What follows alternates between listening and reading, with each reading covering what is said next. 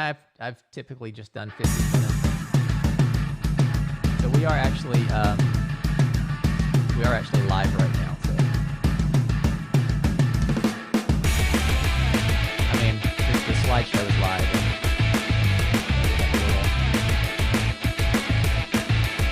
You guys get music? Ladies, put your seatbelts on. Going nowhere fast. We're driving on till dawn. Hear the engine roar out loud. We're gonna scream and shout, 'cause that's what we're all about. Singing, what are you waiting for? Let's go, yeah.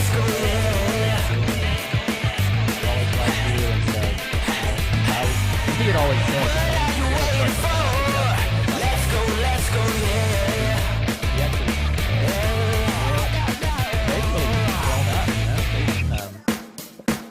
They're doing some cool stuff. Floor the gas, forget the cops. Baby screaming now. Gonna speed on till tomorrow, we won't stop. Running through, go coast to coast. Running coast to coast. Then we'll drive right through it, ride or die. We'll see it all. What are you waiting for? Let's go, yeah.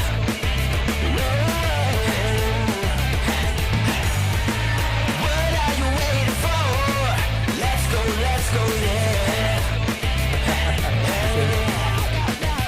Come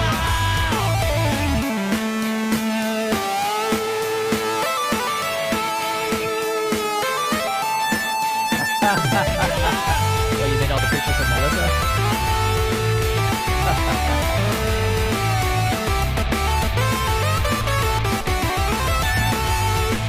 What are you waiting for? Let's go, yeah. Green room.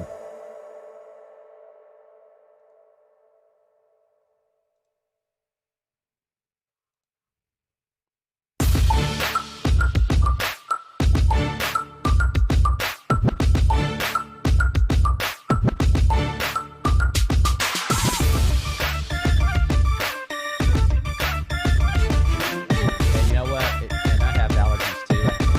And it's funny because I never had allergies until about probably like 4 years ago I started going.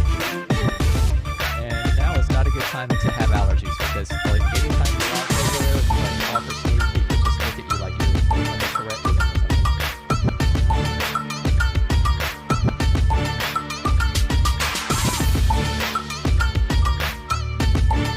So just to remind you guys, so I'll do like a little like 3-minute intro. I just have to go through some stuff.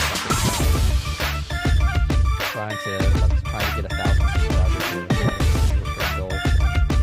So I can just kind of run through that stuff. It'll probably take like 3 minutes, and then we'll jump in. And I'll pull you guys in. Okay? So your mics will not be hot until I bring you guys on.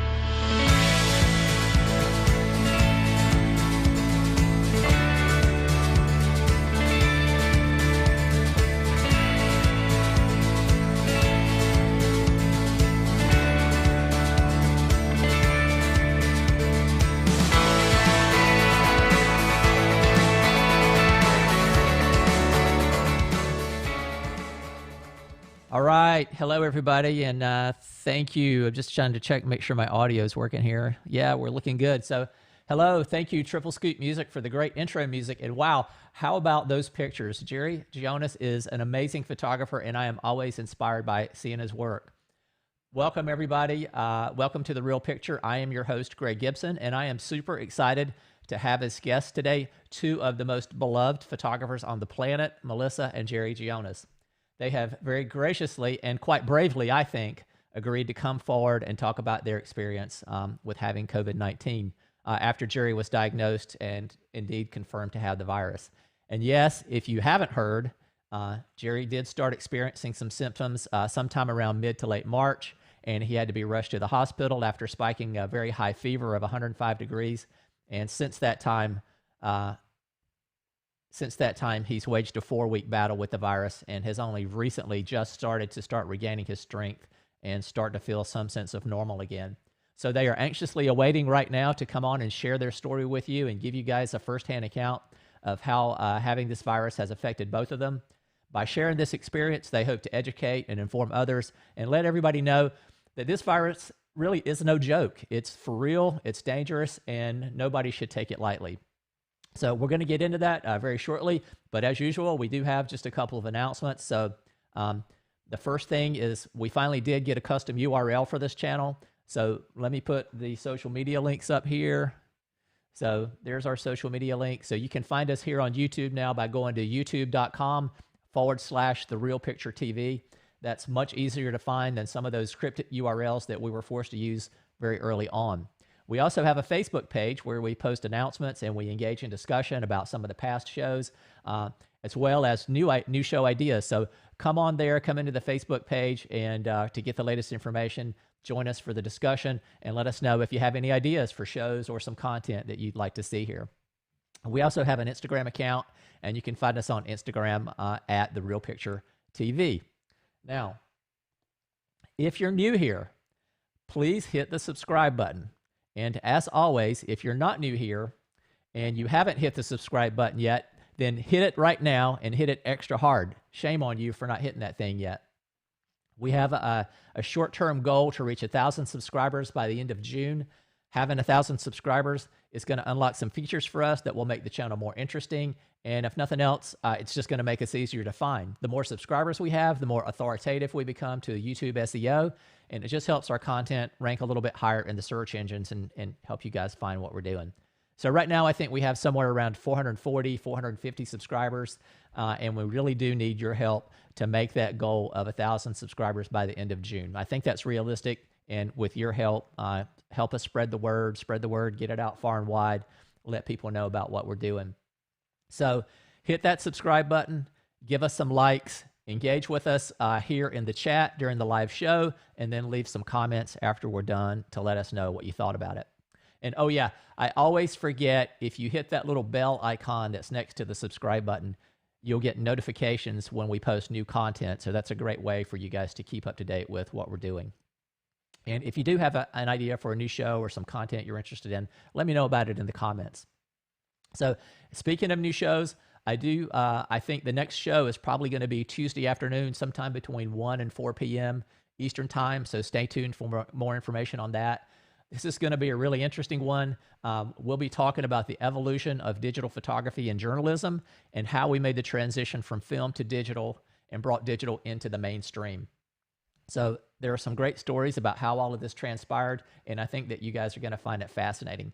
You might also be surprised to know that I actually shot the first magazine cover that was ever captured with a digital camera way back in October of 1992. And so I'm going to be bringing on some of those very early pioneers that I worked with back then, and it should be really entertaining as well as informative. You're going to hear some funny stories because let me just assure you guys that making this transition into the digital age was anything but smooth. Some of those cameras really sucked. They were hard to use. Like, for example, some cameras that we were using in the mid to late 90s, you couldn't use flash with them. Like every time you would try to shoot flash with it, it would go 3 stops overexposed. And so we always had to shoot our exposure compensation on those flashes at -3. And then still, it was still even a crapshoot as to whether you were going to get a usable image out of it. And plus, some of these guys are just real characters, and they have some great stories to tell, and I think you're going to get a kick out of what they all have to say. So that's all the housekeeping that we have for today. So let me go here and let me bring on Jerry and Melissa. Hey guys, how you doing? Hey, all right. So Jerry, how are you guys do you feeling like these days? our quarantine hair? We have our bad quarantine hair going. And that's why I have that big headphones on, just so it covers up a little bit. I always think there's an insect behind my ear because I've never had my ear, like the wispy bits of my hair, sort of touch the back of my head. So I'm like, oh, there's something on me, but no, it's just my my upper side going back. You are a little bit shaggy for sure. You know, I think we're like, no, go ahead, Melissa. I think this is like 14 weeks now where we haven't gotten a haircut. Well, like the first few of these shows that we did, I wore a hat too, but I wore a hat because like these little hairs like on the top of my head here where it's really thin were like an inch long, and it was not a good look for me. So I had to cover it up with a hat, and I did finally break down and get some trimmers and shave my head one day a couple of weeks ago. But, you know, it grows back. Oddly enough, it does grow back. So we're getting shaggy again. So it's almost time to revisit. And in fact, I think my wife was telling me here in Virginia that the salon that she goes to for getting her hair done is going to open up next week. So I was kind of surprised to hear that. Yeah, same here. And we were surprised as well. We actually have a friend who's a really good friend of ours who's a stylist, and he actually takes care of his elderly mom, and he's very nervous about that. But he's got a salon filled with people that work for him. So he's in a tough situation. It's a little bit scary for him. Yeah, I'm always concerned about people like stylists and makeup artists because they do work so closely up in in your personal space. And I mean, for us, you know, it's easy enough to grab a long lens and put on a mask and some gloves, and we can stay 6 feet or 12 feet or 20 feet away and still kind of do our jobs. But unless if you shoot photojournalistically. Come on now. Photojournalistically, we shoot with the wide lens because, as Kappa said, if your pictures aren't good enough, you're just not close enough, right? And that the Robert Kappa quote that we all love so much. But yeah, unless they start making like those mascara wands, on a pole, I don't know how those folks are going to be able to work. So I feel for them. Yeah. But how are you guys? How are you guys doing? How are you feeling now? Yeah, look, feeling obviously it's been a tough it's probably 5-6 weeks if you sort of count this from the first symptom to the full on sickness, and then getting my stamina back, my lung capacity back, and even just my mental clarity and I guess sense of purpose. I know that sounds really weird, but I probably just gained, being Jerry a few days ago. So it took a while. Well, it was a rough few weeks for sure. So let's back up a couple of months ago to the last time we were sort of all together back at WPPI. At WPPI, this thing had just started to hear about it. No one really knew what to expect. We knew that some flights were canceled from some of the folks traveling in from Asia, and that some of the folks from China in particular weren't able to get there. But nobody here was really under any sort of lockdown, and pretty much the only people that you saw wearing masks or anything back then were mainly folks from Asia who did manage to make it in for the show. So we were all kind of just tiptoeing around, and some people were doing, the fist bump or the elbow tap or whatever. But some people, and I have to say, I was one of them. I didn't really take any of this stuff particularly seriously yet, and I was going around shaking hands and hugging people.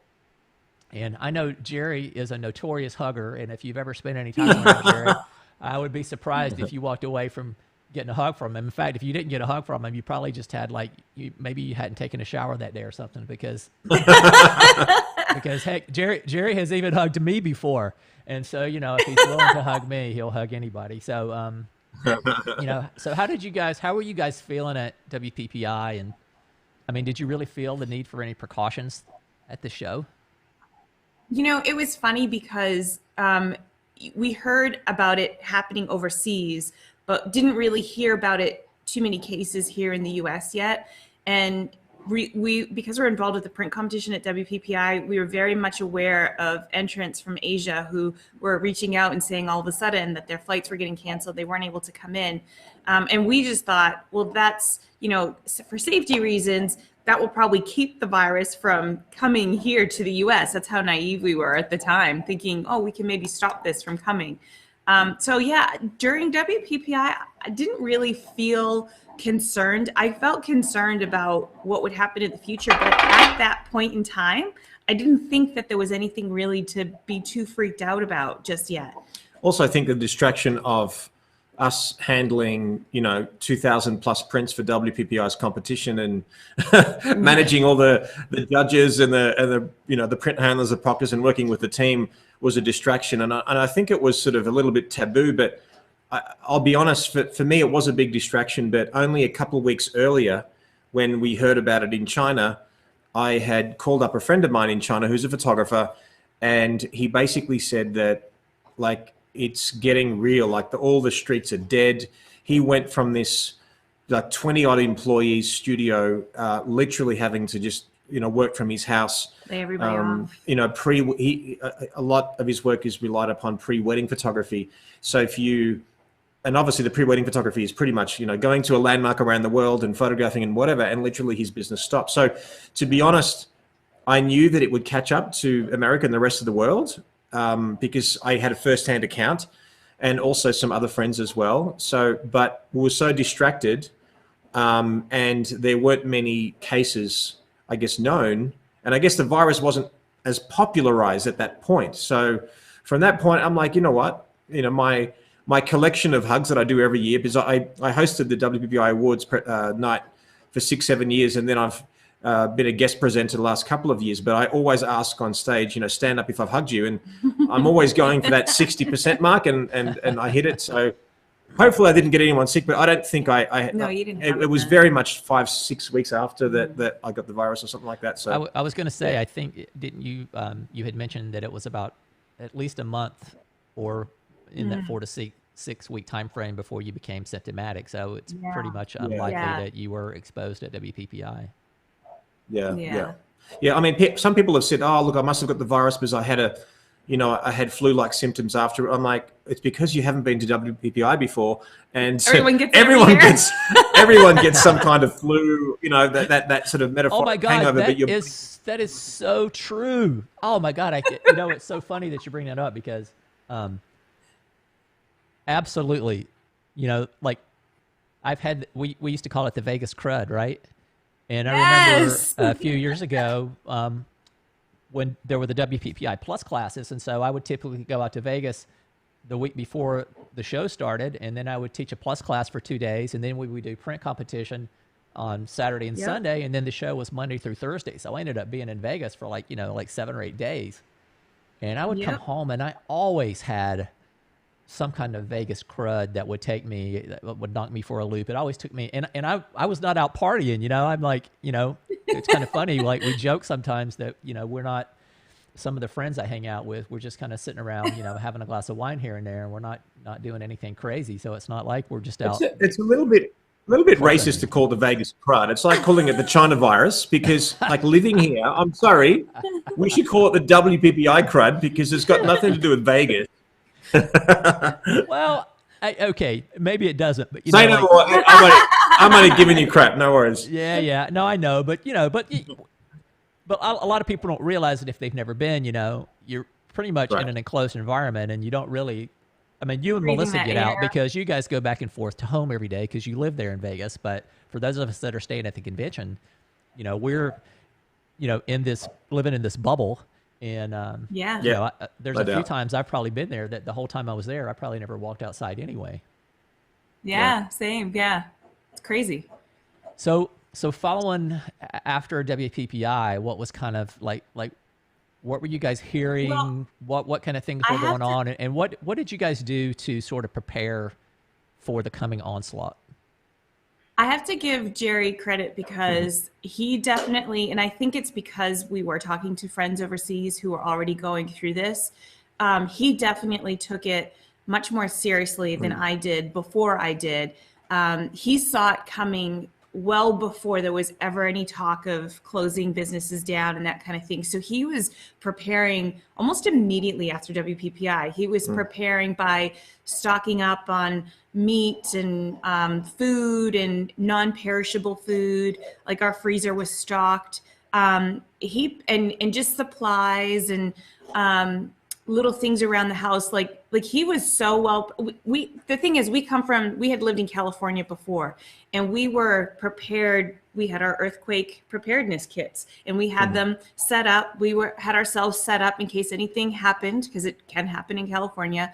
But then when we moved to Nevada, we didn't really do that, and I think it was just a wake-up call, I think, for Jerry, and I just got to give him a lot of credit, because you really had us well prepared. Yeah, it was funny. I don't know. Maybe it's the protector in me, because I think I'm a natural protector. You know what I mean? I've got an FBI friend, and he always, like when you go to a restaurant with him, he'll always sit in a position where he can see out and see all the exits, and I think I've adopted that from him. Wait, who was that? Just talking to him. A friend of ours, so okay. An FBI agent, yeah. Not a photographer. Well, no. Yeah. So he prefers to be unnamed. So it was funny because after WPPI, we spent a week organizing all the prints to go back to their respective owners, and then just one night I said, baby, I'm going to go for a drive, and because I heard this stuff from the photographer in Asia, and this is way before the shelves were, with no stock and no meats and no toilet paper and all that kind of stuff. Certainly, I wasn't responsible for that, so I didn't overstock the toilet paper. But that first trip, I went to Costco. I bought a thermometer for the forehead. I did buy toilet paper. I bought wipes. Like, for me, here's the thing, and I mentioned this to a lot of people, and I said, I didn't think about that. I thought, well, okay, the pandemic is coming. We're probably going to be locked down. I predicted to ourselves, before there was any notion of it, we're going to be locked down in our house. We may not be able to go get supplies. And this could be for like 2-3 months. Certainly people would go out, but we have to know that if we want to be safe, we might be in our house for 2-3 months. So in my mind, and even though I eat ketogenic lifestyle, I bought like pizzas and lasagnas, and I bought this big slab of ribeye meat, and I was chopping it up, and I was chicken, you name it, I stocked it. And I even thought to myself, what happens if the utilities stop working? Because I think that the people who've gone really unthanked in this whole pandemic, because everyone is acknowledging all the obvious people, the food and first responders and all that stuff, and healthcare workers, but what happens to our plants? What happens to electricity, gas, and water supply? What happens if the pandemic... Garbage, so all these different things. So this is no joke. I know this might sound that I'm overly dramatic about it, but this is way before I got sick. I ended up buying a trash can, the aluminum trash cans, and also fire lighters. So I'm like, if the trash doesn't get picked up, I've got to burn it. So I solved that problem. I bought matches. I bought, all that kind of stuff. What happens if the utilities stop working? We have plenty of candles. We got plenty of candles. I even bought a little porta potty, like a little toilet thing where it's just a glorified seat, but you can put a bag in it and do your business. I'm serious. I'm like, because and to be honest, as all of that stuff was happening, I looked at every scenario. If all these things come off, if all these things happen, what is the answer for all these things? And and that's pretty much it. I sort of covered all the bases, and it wasn't a scared approach. It was just very pragmatic. It was, if this happens, what do we do? If this happens, what do we do? Even to the point where a couple of our closest friends here, we sort of said, we had a bit of a game plan. If something happens, or if even our friends can't afford to pay their bills, we've got 3 spare bedrooms here, live with us. So we said we would pool our resources, and we could manage to survive together if this ended up being a long-term thing. Yeah. Canned food. I ended up getting 5 or 6 gas bottles. I got our gas barbecue is plumbed in, so I got a separate gas barbecue with 5 or 6 gas bottles. I can't even explain to you. I prepared for everything because I know that different countries respond to things in different ways. And to be honest, I was more fearful of people than the virus. And I'll give you an example. So I wanted some pork rinds. So at that point, I was sort of hell-bent on keeping my keto lifestyle. And pork rinds, you can do crumb chicken, all that kind of stuff. So I went to the supermarket. There wasn't any there. So I went to Bass Pro Shops. So it's a big, camping type of store. Went to buy pork rinds. Now, when I went there, I sort of walked past where they sell the guns. And the guns were just stocked full. Like, the glass cabinet was full of guns. And anyway, I kept on walking and did, bought the stuff. And I didn't even pay attention to it. Then when the lockdown happened, or when it started to become real on the news, I went to Bass Pro Shops again to buy the toilet and the barbecue and whatever I did. I went past the gun area, and no joke, I'm telling you, I would say there was probably 200-300 guns in the glass cabinets. There was probably 2 left, and a line of 30-40 people waiting to buy a gun. So what stressed me out, or what was concerning me, was as in, because when people get hungry or they get depressed, like drugs or whatever, it's literally like, well, how am I going to protect my family? So because that was a real threat. It was a real threat. So that was quite worrying. I got to say, that was sort of when I was like, oh, this is a weird place to be right now. In this time, in 2020 and all that kind of stuff. No, yeah, that is definitely scary, and I don't really want to get into politics on this show, and I really try to avoid talking about politics, but I don't understand how, like, these people that are running around with guns and trying to run into the state capitals and stuff, I really don't understand what that's going to accomplish. It's a little scary to me. But no, I think also you guys said that your state, the governor implemented lockdown pretty early, and you guys were actually wearing masks fairly early, right? Yeah. So he did a briefing. I think we looked it back up, and it was on March 16th. And that's when he shut down all non-essential businesses, told everybody to stay home, and if you had to go out, you must wear masks. Like, he was I didn't realize how early it was. I almost thought it was happening to everybody, and I realized very quickly that most states weren't doing that. So I was really impressed by that, to be honest, that he had the foresight to do that. And from March 16th, everything closed. Everything was shut down. I think it was the first. I think California was nominated as the first, but I think that our governor was the first one in the states to do it. I think it was like it was like a strong recommendation to, like, on a Monday or Tuesday to stay home. And then 3 days later says, well, you know what, that strong recommendation has gone into an actual order. But it was from that point on that we were wearing masks. And we were quite lucky because Jerry had done some work around the studio and painting and stuff like that. Yeah, gloves, yeah. So he had some N95 masks already that he purchased from before that we pulled out of the garage.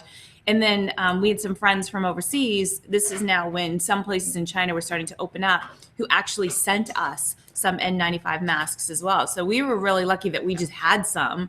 And we had disposable gloves as well, yeah. Yeah, like I just had cooking gloves, like when you prepare chicken and stuff. Great, because they worked perfectly. But at the same time, once he said that, we didn't go out very much because, Jerry had already done what he had done.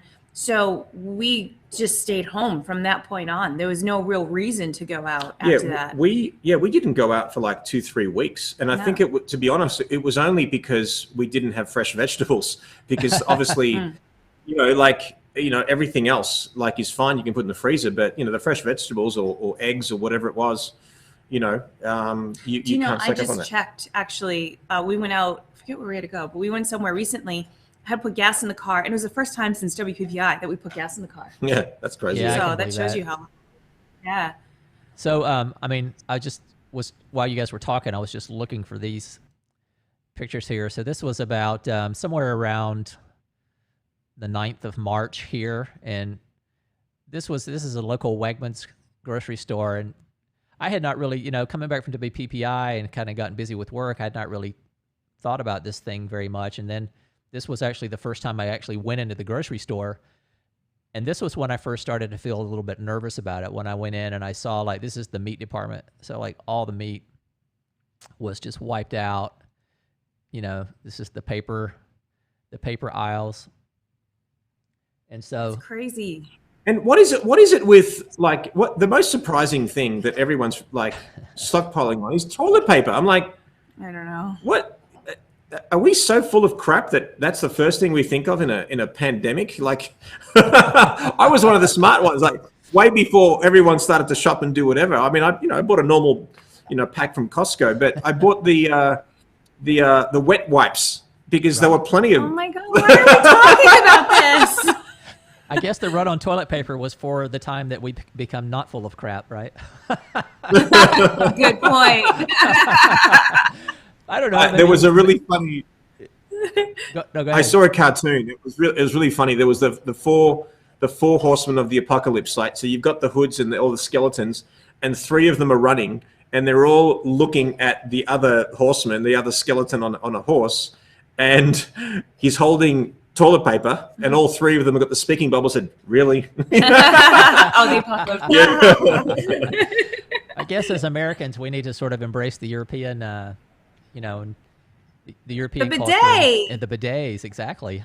Yes. No. Japanese toilet is the best. You have no idea. Oh, the heated toilet seats. Oh yeah, and they're built in everything. So let's not even go there because I'll get excited. Okay. All right. We don't want to get into the TMI I realm. made you Greg. blush. I live for making you blush, Greg. Jerry, come on now. I worked in journalism for 25 years. It's very hard to make me blush.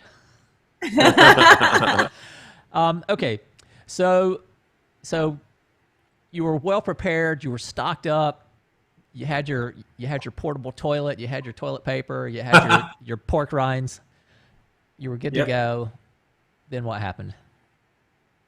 Well, like Jerry said, we were well stocked and we didn't go out, but we did make a couple of trips to the supermarket just for fresh stuff. Because we were so careful about not going out because we were told not to, and we're good rule followers, that was really all we did. And in hindsight, probably shouldn't have done that because we've tried to go back and figure out where Jerry would have gotten this. And it's the only place we'd been. We hadn't gone to other places. We weren't hanging around with people. So it has to be that, I'm guessing. I mean, unless it was like but we were wearing gloves and masks. So maybe we touched something and then touched our clothes. I don't know. I don't know what it was, but we've worked out that it must have been on one of those trips that Jerry made to the supermarket. Because if you're wearing gloves and you touch something, an infected area or whatever, and then you touch your face, then the gloves act as hands at that point. And sometimes you don't realize that you're doing that. And you got allergies, and you scratch your nose or you scratch your eye and all that kind of stuff. So it just takes one droplet, right? So our hands were red raw. I remember my fists. Even now they're sort of a little bit dry, but they just got so dry. It was crazy. I think that it could be, Brooke was at WPPI, and Brooke came right at the end. She was at the award ceremony, did quite well. It was pretty awesome. But yeah, even leaving Vegas during that time, right after WPPI, you could see the anticipation coming up. And, it really could have been because we looked at when Jerry's first symptoms arrived. It was about 2 weeks after the governor did that first press briefing. So, I mean, arguably it could have been just before that when you were, because the incubation period can be 14 days. So it could have been when you were making all those runs and everything, because you weren't wearing gloves and masks at that point. So it could be something like that. But yeah, Jerry's first symptoms happened about 2 weeks after the governor put us on lockdown. And we were at work. Our assistant came in, our film editor came in. We all worked together. And Jerry just woke up not like with a little bit of a sore throat and just didn't feel well. So grabbed the thermometer that he went out and got a couple weeks before. And I took his temperature and he was at 99. So 99.2 or something like that. Oh, no, that was 102. No, early on it was just a little bit. Oh, was it? Okay. And we weren't, but we didn't know, it quickly went there. Right. But we were not sure, like, oh, it's only a little bit. Do we worry about it if it's a little bit? But we didn't want to take any chances because now we're hearing about everything. So we sent Joe home. Actually, he hasn't been back since. And so we said, don't want to take any chances. And your temperature quickly went up from there. And that was the very first day, April 6th or something like that. Yeah. And very quickly, Jerry just got knocked down. He was knocked down in bed, not able to get up.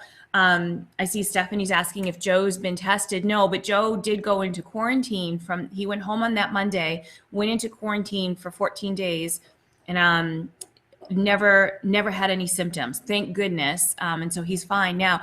The reason why he didn't get tested and the reason why Jerry didn't get tested, because we went to the doctor the day after that first symptom. They didn't have enough tests. Nevada had a huge shortage of tests, and it was something that our governor was really frustrated about and trying to get more tests, and they just weren't available. And the few tests that they had, they were trying to save for people who were like physically unable to breathe and needing to go on a ventilator, or somebody who was super elderly, for example. So really high risk patients, they were trying to save it for them. So somebody who's young and healthy, like Jerry, look, you might have it, but we're not going to waste a test on you, is basically what they said. So yeah, the second day, so I went to the ER, and they did a chest X-ray. They did a blood sampling, and they saw I was dehydrated. So they added a liter of saline or whatever that solution is. And my heart rate was like 120 odd. And they said, look, you can't leave here until your heart rate goes to at least 100 or lower. So after the solution, wow, your heart rate was 120 at that point, that early in. Resting, yeah. Yeah, the second day was 120. And then so they said, look, we can't leave you. You can't leave here until that goes down to 100. So after the liter of the solution, that subsided.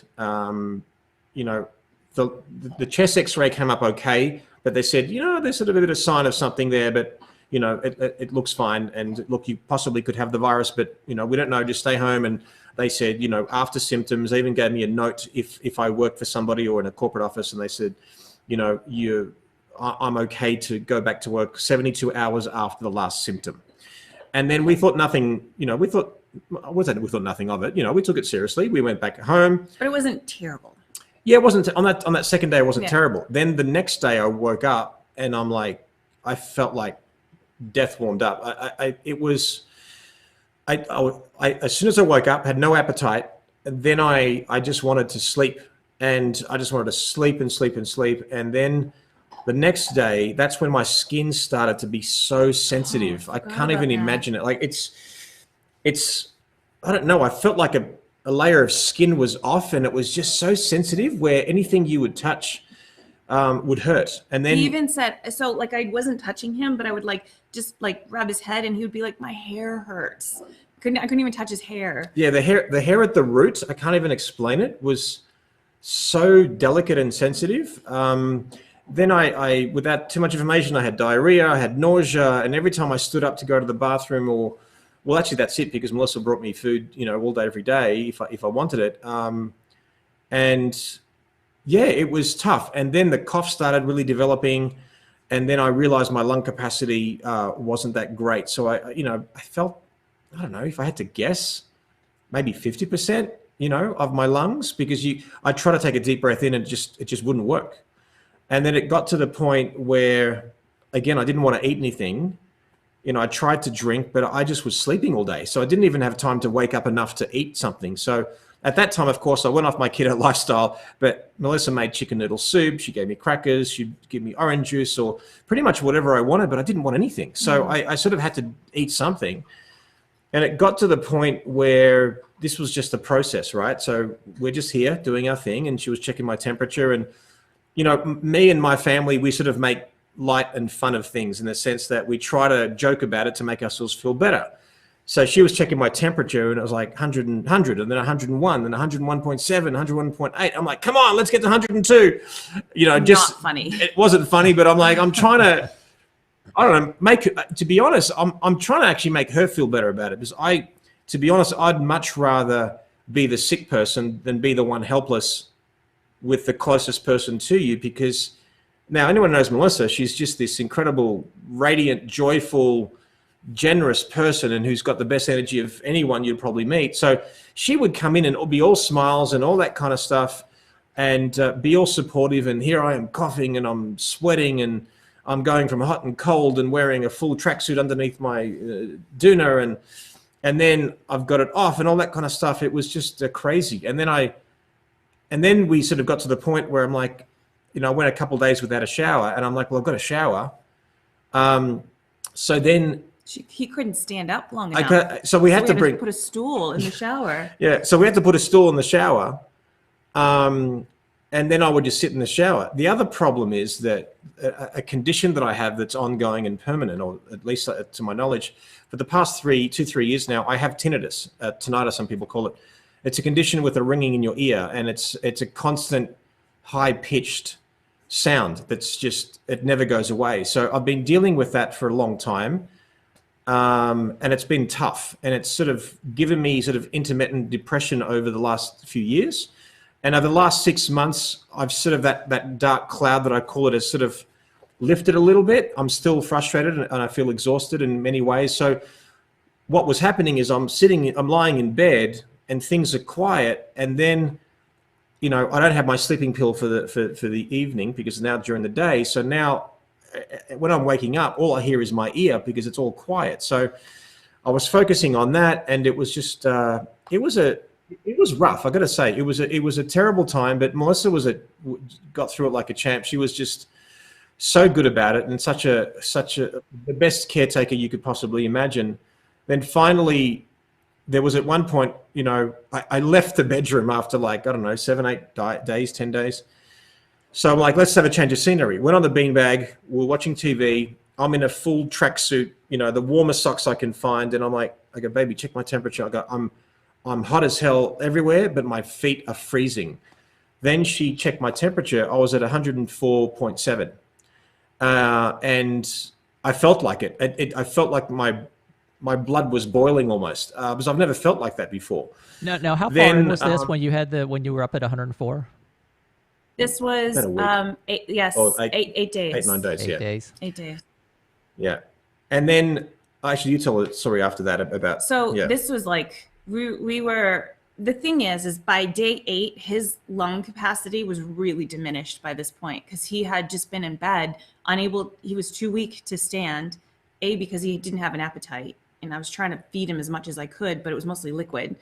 But B, just because he was so exhausted, he was literally sleeping like 16 hours a day. He just was sleeping nonstop.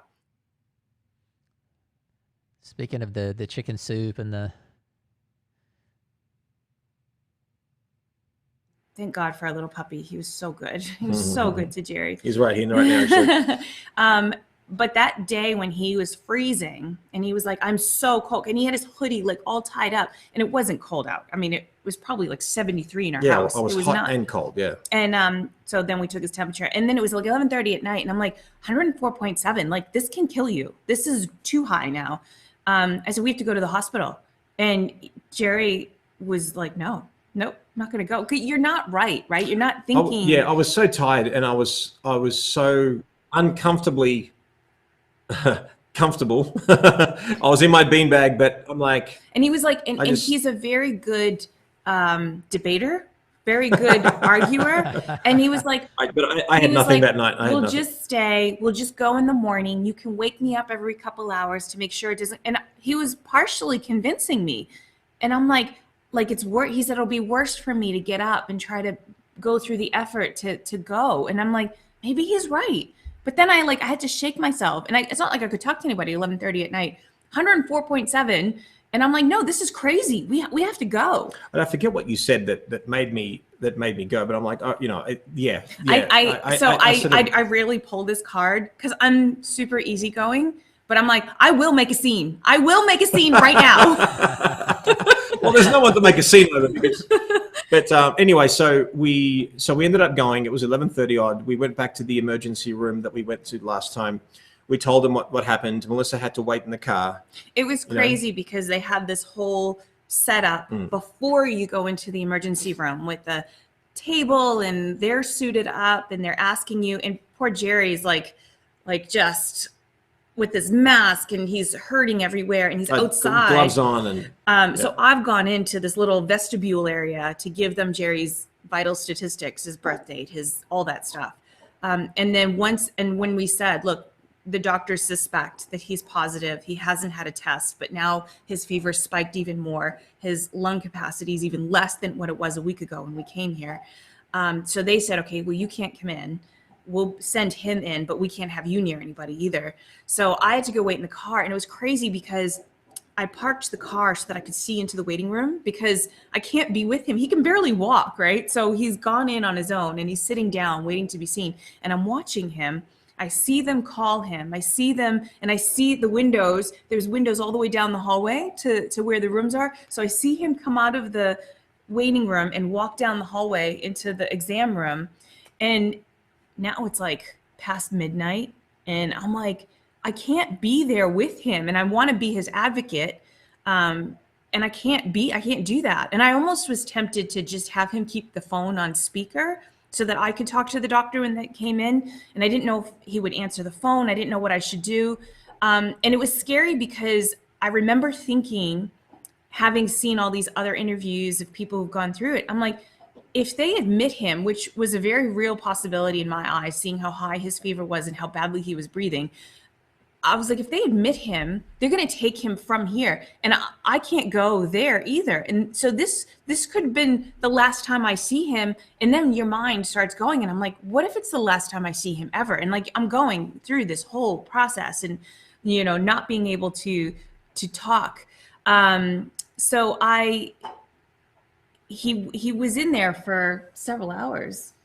Yeah, it was about 4 or 5 hours. I wanted to see what, remember how I was just texting you also to see if I can find it there. I'll text it. Yeah. To be honest, like Melissa just told that story the last couple of days, and I was sending him TikTok photos to try to keep him occupied. Here it is. It's all here.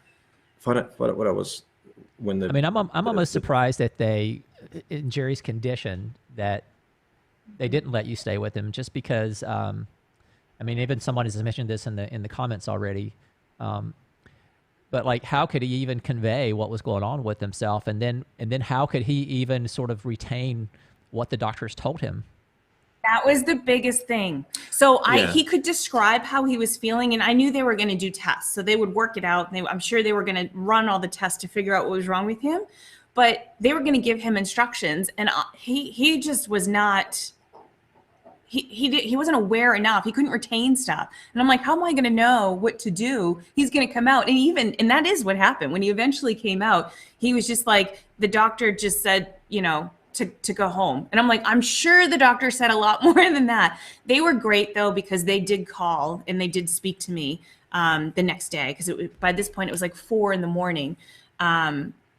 So we were there for 5 hours. I was sitting in the car for 5 hours, trying to send him TikTok videos and trying to keep him occupied. And he was just giving me an update, and he had gone through 1 bag of saline solution, and he was like, there's no one here. I can't reach the call button. Can you please call the ER and tell them that we're done? Like, it was hard not being there. I was, how do I say, I had my wits about me, but I wasn't as sharp as I normally was, in the sense that sure. I was just drained. Even the doctor said, you look pale as hell, pale as hell, whatever, pale. And then as I walked in, I sat down, and then they did the chest x-ray, they did the blood work, and then they quickly saw that I had a buildup of lactic acid, and they said, that's not good. And I said, I thought that's the only thing that you get when you train. They says, no, this is your organs are working a certain way. They're not working the way they're supposed to, and it's trying to fight it and all that kind of stuff. So basically, when you work out, you get lactic acid, and that's essentially what his body was doing. His body was working out so hard trying to get rid of this virus that was building up in his body, which was really bad. Yeah, and it's funny because tough, you don't think of it like an immune response as being like taking a physical toll, where you're actually like building lactic acid in your body. So what freaked me out a little bit is the doctor or the nurse put the the little heart rate monitor on your finger. And the funny thing is, they always go for the left index finger, and I'm like, "That's not there, dude. You got to try another one." So I made them laugh about that and all that kind of stuff. And then they put it on, and then you could literally see the nurse sort of jump back a little bit, because it was. I think at its peak, it was like 134 beats per minute. Yeah, you told me it was. I think it was 130, 134 or something. Because, oh, yeah, that's not right. That once they did the blood work and the chest X-ray, they realized that I was dehydrated. On top of all of this, then they saw the lactic acid. The nurse, apparently he said to me, I was so dehydrated they couldn't find the vein easily. Yeah. So he had to jab me like 2 or 3 times, and I said to Melissa. Pardon my language here, but I said, the prick nurse missed the vein the first time. Bahaha, get it? He's like friggin' dying, and he's still sending me jokes in the car. And I'm like, baby. The prick nurse, that's a new title. Again, that's mine the Ghionis way. Like, us Ghionises, we laugh it off, I think at that point where I saw my heart rate go up, and the lactic acid, and me feeling like crap, and putting a second bottle of saline, so to half a gallon, that was the only time that I actually felt scared. I just, I've got it's the first time that shit got real, where I've got a deadly virus inside me, and this may not end well. Then after that second liter of solution, I was literally checking my heart rate. Now the problem is, when you get scared, your heart rate goes up. So I'm like, the monitor's sort of just to a point where I'm sitting comfortably where I can't see it. So I'm trying to sort of, get my inner, grandmaster friggin' kung fu, meditate type of thing. So I get my heart rate down. So I was trying to control my heart rate. And so after like 10 minutes, I'm like, all right, I'm Zen master right now. And I turn over and I'm like, damn, it's like 124. And this just went on. Yeah. And then finally, it just, after the second liter of the solution, I finally, I felt a bit better. And even he had to do some more blood work, because that's when, it's funny, I didn't tell you this actually, when they first got the vein, it took like 3 goes to get the vein. There was a bit of clotting in the syringe or whatever, the tube. So they had to get another thing. And then he found the vein easily, because I had like fluid already, 2 liters of fluid in my body. Then he goes, do you see? He goes, the veins are right back up there again. It's amazing how the body works. And then at that point he said, look, I don't even have to do the test. He goes, you've obviously got the virus with everything that you're doing, with everything that we see, with everything you're going, the fact that you've lost your taste and smell and all that kind of stuff. We can take you to the hospital. He goes, but you seem like a strong guy. Your lung capacity obviously is not great, but we feel it might be better for you to do it. And then he goes, well, but I'll give you the choice. And I'm like, here I am at 4 a.m. Do I want to go to the hospital? Do I want to go back being looked after, by Melissa? And that's when I said to the doctor, I said, look, I said that, your beds and ventilators are probably better off with someone else who probably needs them more. Not that I was this, this savior of mankind and giving up my bed for someone else, but I simply selfishly did not want to go to the hospital. I saw my heart rate went to at least 100, and the lactic acid upon the second test was dissipated, and then that was it. So went home. Went home that night, but it was it was weird. I sort of walked back, and then Melissa was obviously on her phone, but then she looked up, and then this smile came over Melissa, and you know how infectious that is. And then any kind of fear that I had dissipated within seconds. And that was the best feeling in the entire world. I really thought he might get admitted, and I was so scared about that. So scared. She did a slow clap with the boombox. And no. So do you know, so after that, it became really important that his breathing not get any worse. And Chris Cuomo was going through the same thing, from the CNN reporter. And he was really good about documenting everything and doing interviews. Been really helpful, I think. It was so helpful. And the interesting thing was, Chris was probably about, I'd say maybe 3 days ahead of Jerry. Exact same symptoms that he was getting and all of that. So I was obsessively following everything that he was going through, because whatever he was feeling, I knew was coming for Jerry. And there was one particular interview that he had done where he had said that a doctor recommended some breathing exercises to him. And so we started doing those with Jerry when we came back from the hospital the second time. And they were really tough, but it was really good. So it was, what did we have to do? Yeah. So what happened was that the doctor gave me some antibiotics because he said, you know, you've got the virus, but it looks like you may have a secondary infection that's causing these other symptoms. So he gave me antibiotics, he gave me lung medication, and he gave me prescription Tylenol. The fever broke pretty quickly after that, like maybe a day or two, but then the cough got worse, and then my lung capacity was even less. So then what I had to do was basically breathe in, like for 5 seconds. So I go and then hold it for 5 seconds. 5 seconds, and then hold it for 5 seconds, and then breathe out. And then do that 5 times. At the end of the 5th time, you deliberately cough. Do that twice, then lay on your stomach, lift it up a little bit so your chest has got a bit of room to breathe, and then just breathe like fully. Mm-hmm. When I first started doing it, I couldn't get even, like when I started breathing, it would just tickle and bang, I would cough. And then I got to be honest though, I think whether that saves me or whether that just helped me just improve, it definitely helped. It helped dramatically. So anyone out there who's suffering those symptoms, I'm telling you now that it helped. That one, as soon as you get a cough, do that. Breathe in for 5 seconds, hold it for 5 seconds, breathe out, do that 5 times, cough at the end, do that twice, and then lay on your stomach. Do that once, I think an hour, we said? The idea, well, you try to do it as often as you can. Right. At the beginning, you weren't able to do it. You weren't even able to get through a single breath. No. But you also didn't have the energy to do it very often during the day. Yeah. Because you were sleeping, and I didn't want to wake you up Yeah. to do it. But the idea is because you're in bed a lot, or even if you're sitting up, you're just not fully expanding your lungs. You have no reason to. So this forces you to go beyond that point of comfortableness. And then the reason why the laying on the stomach part is super important, because the majority of your lungs are in your back. So if you're laying down, or even if you're sitting all the time, you're not allowing your lungs to expand fully. So a lot of those smaller little airways aren't being used. And so you don't want them to atrophy. So by laying on your stomach and breathing in deeply, the majority of your lungs are getting that workout. So it's like working out your lungs. And, you know, part of what I think it's gone. Yeah. No, part of what helped as well is this illness plays with your mind too, because you're down for so long. Jerry is always, I mean, anyone who knows Jerry, he's so larger than life, and he's got so much more energy than anyone I've ever met. Like he's the one who will keep going much longer than anyone else will, whether we're shooting a wedding or we're doing a shoot or whatever it is, or we're working on a project. Jerry's got far more stamina than everyone else.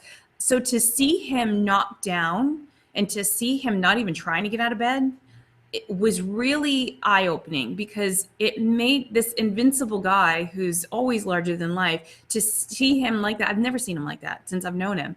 So it really threw me for a loop, and it plays with your mind a bit. And then so doing these breathing exercises, you know, several days in, if you wanted us to, when you could see several days afterwards that now he can take that first breath without coughing, and okay, you were coughing on the second one, but hey, we got through one whole breath without you coughing. It was like a little sense of accomplishment that we kind of needed at that point. Yeah. And then, oh, look, you got through 2 breaths without coughing. We're seeing improvement, and you kind of need that to keep you going.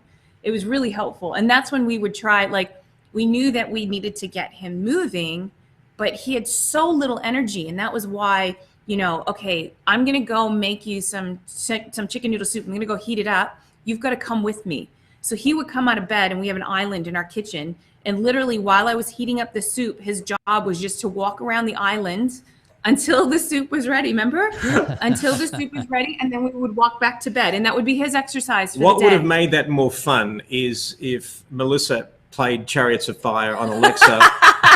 I should have done it. Because it was, I mean, because when you're doing it, it's just like, you feel so stupid. It's like, oh, great. I'm like almost 47, and this is like something to look forward to when I'm 80 or 90. Jared, what were you doing?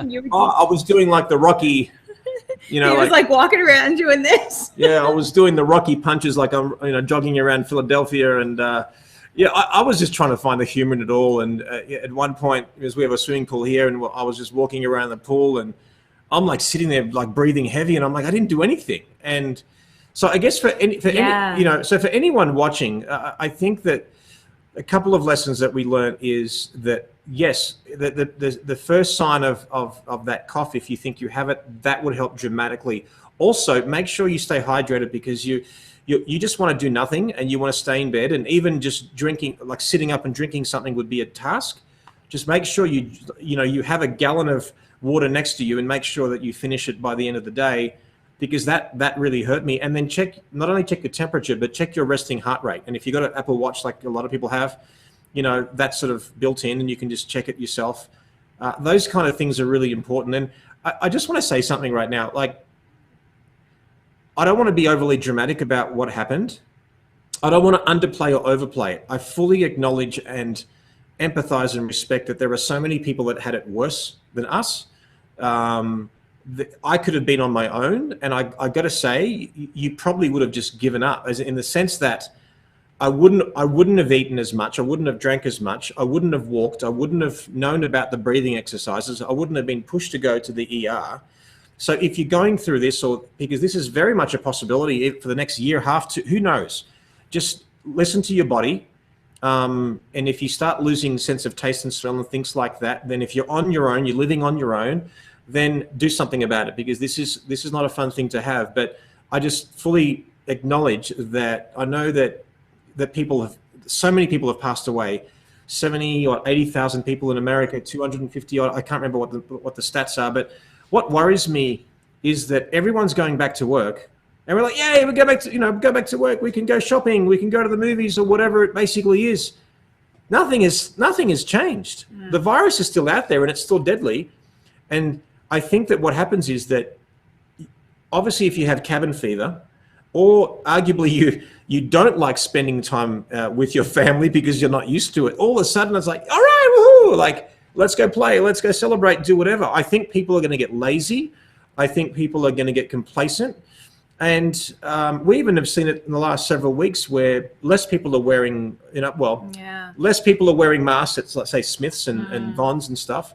Obviously, Costco and Sam's Club, you sort of have to. But I 100% in my mind, and again, if a betting man, so to speak, people are going to get complacent. States are going to have to shut down. Some countries will shut down and go back even worse than when they started, because nothing has changed. That's what people don't realize. Nothing has changed with the virus. There's no vaccine yet. There's no cure.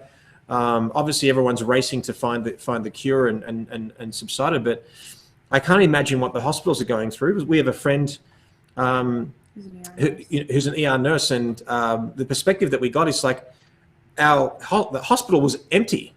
So what happens is, what I didn't realize is that, obviously, because everyone's at home, there's less accidents at work, less accidents on the road, less people are in a situation where they're going to get physically ill. So what happens is that everyone's now going back. So now you have to have the capacity to cope with COVID, as well as just the normal day-to-day life and death struggles that we all have. So I think it's globally, I think we have to acknowledge that, yes, there's a price to pay. We've paid now with, let's say you haven't got the illness, and let's say you're one of those people who are just suffering financially, and that's the only thing that you're suffering, which obviously is a snowball effect. Let's put that out of the equation. Once we start looking at that, you're paying with you pay with the fact that you don't get any money, and it's very tough financially. Now we're all going out to work and doing our things. We're going to pay with risk.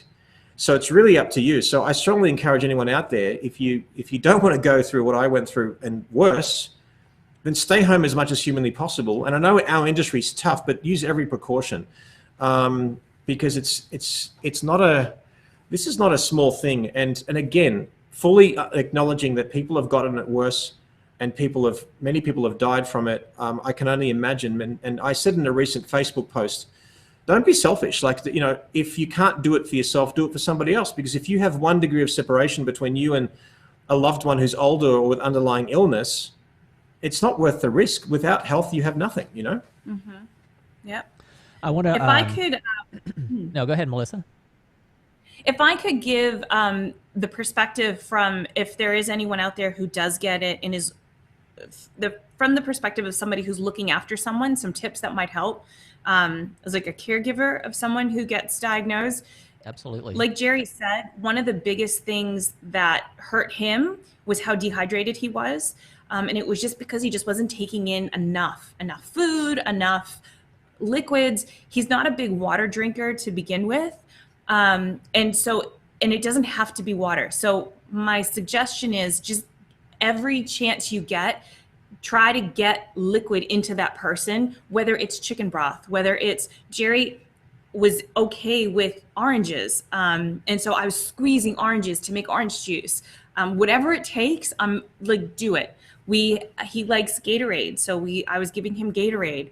So, but even between the Gatorade and the orange juice and the chicken noodle soup, it still wasn't even close to being enough liquids.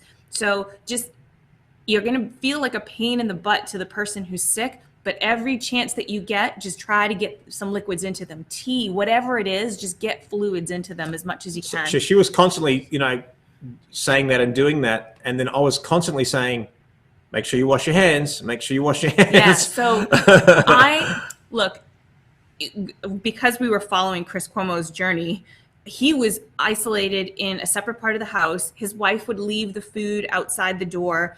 And so they had literally no contact with each other. I knew that wasn't going to work for Jerry because I knew he would need it. I couldn't leave the food outside the door. He'd never pick it up or he would never take it.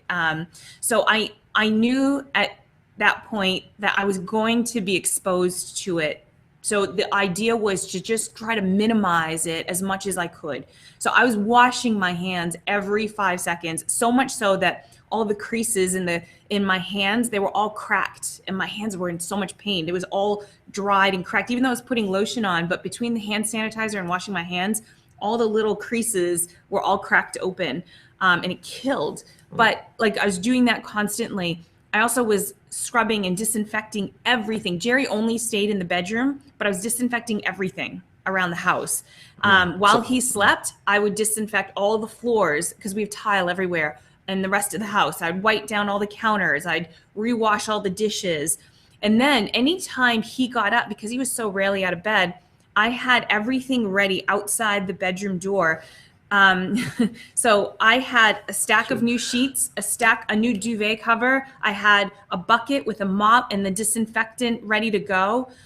So the minute he got up to take a shower, it was great when he took a shower, but he didn't take a shower every day.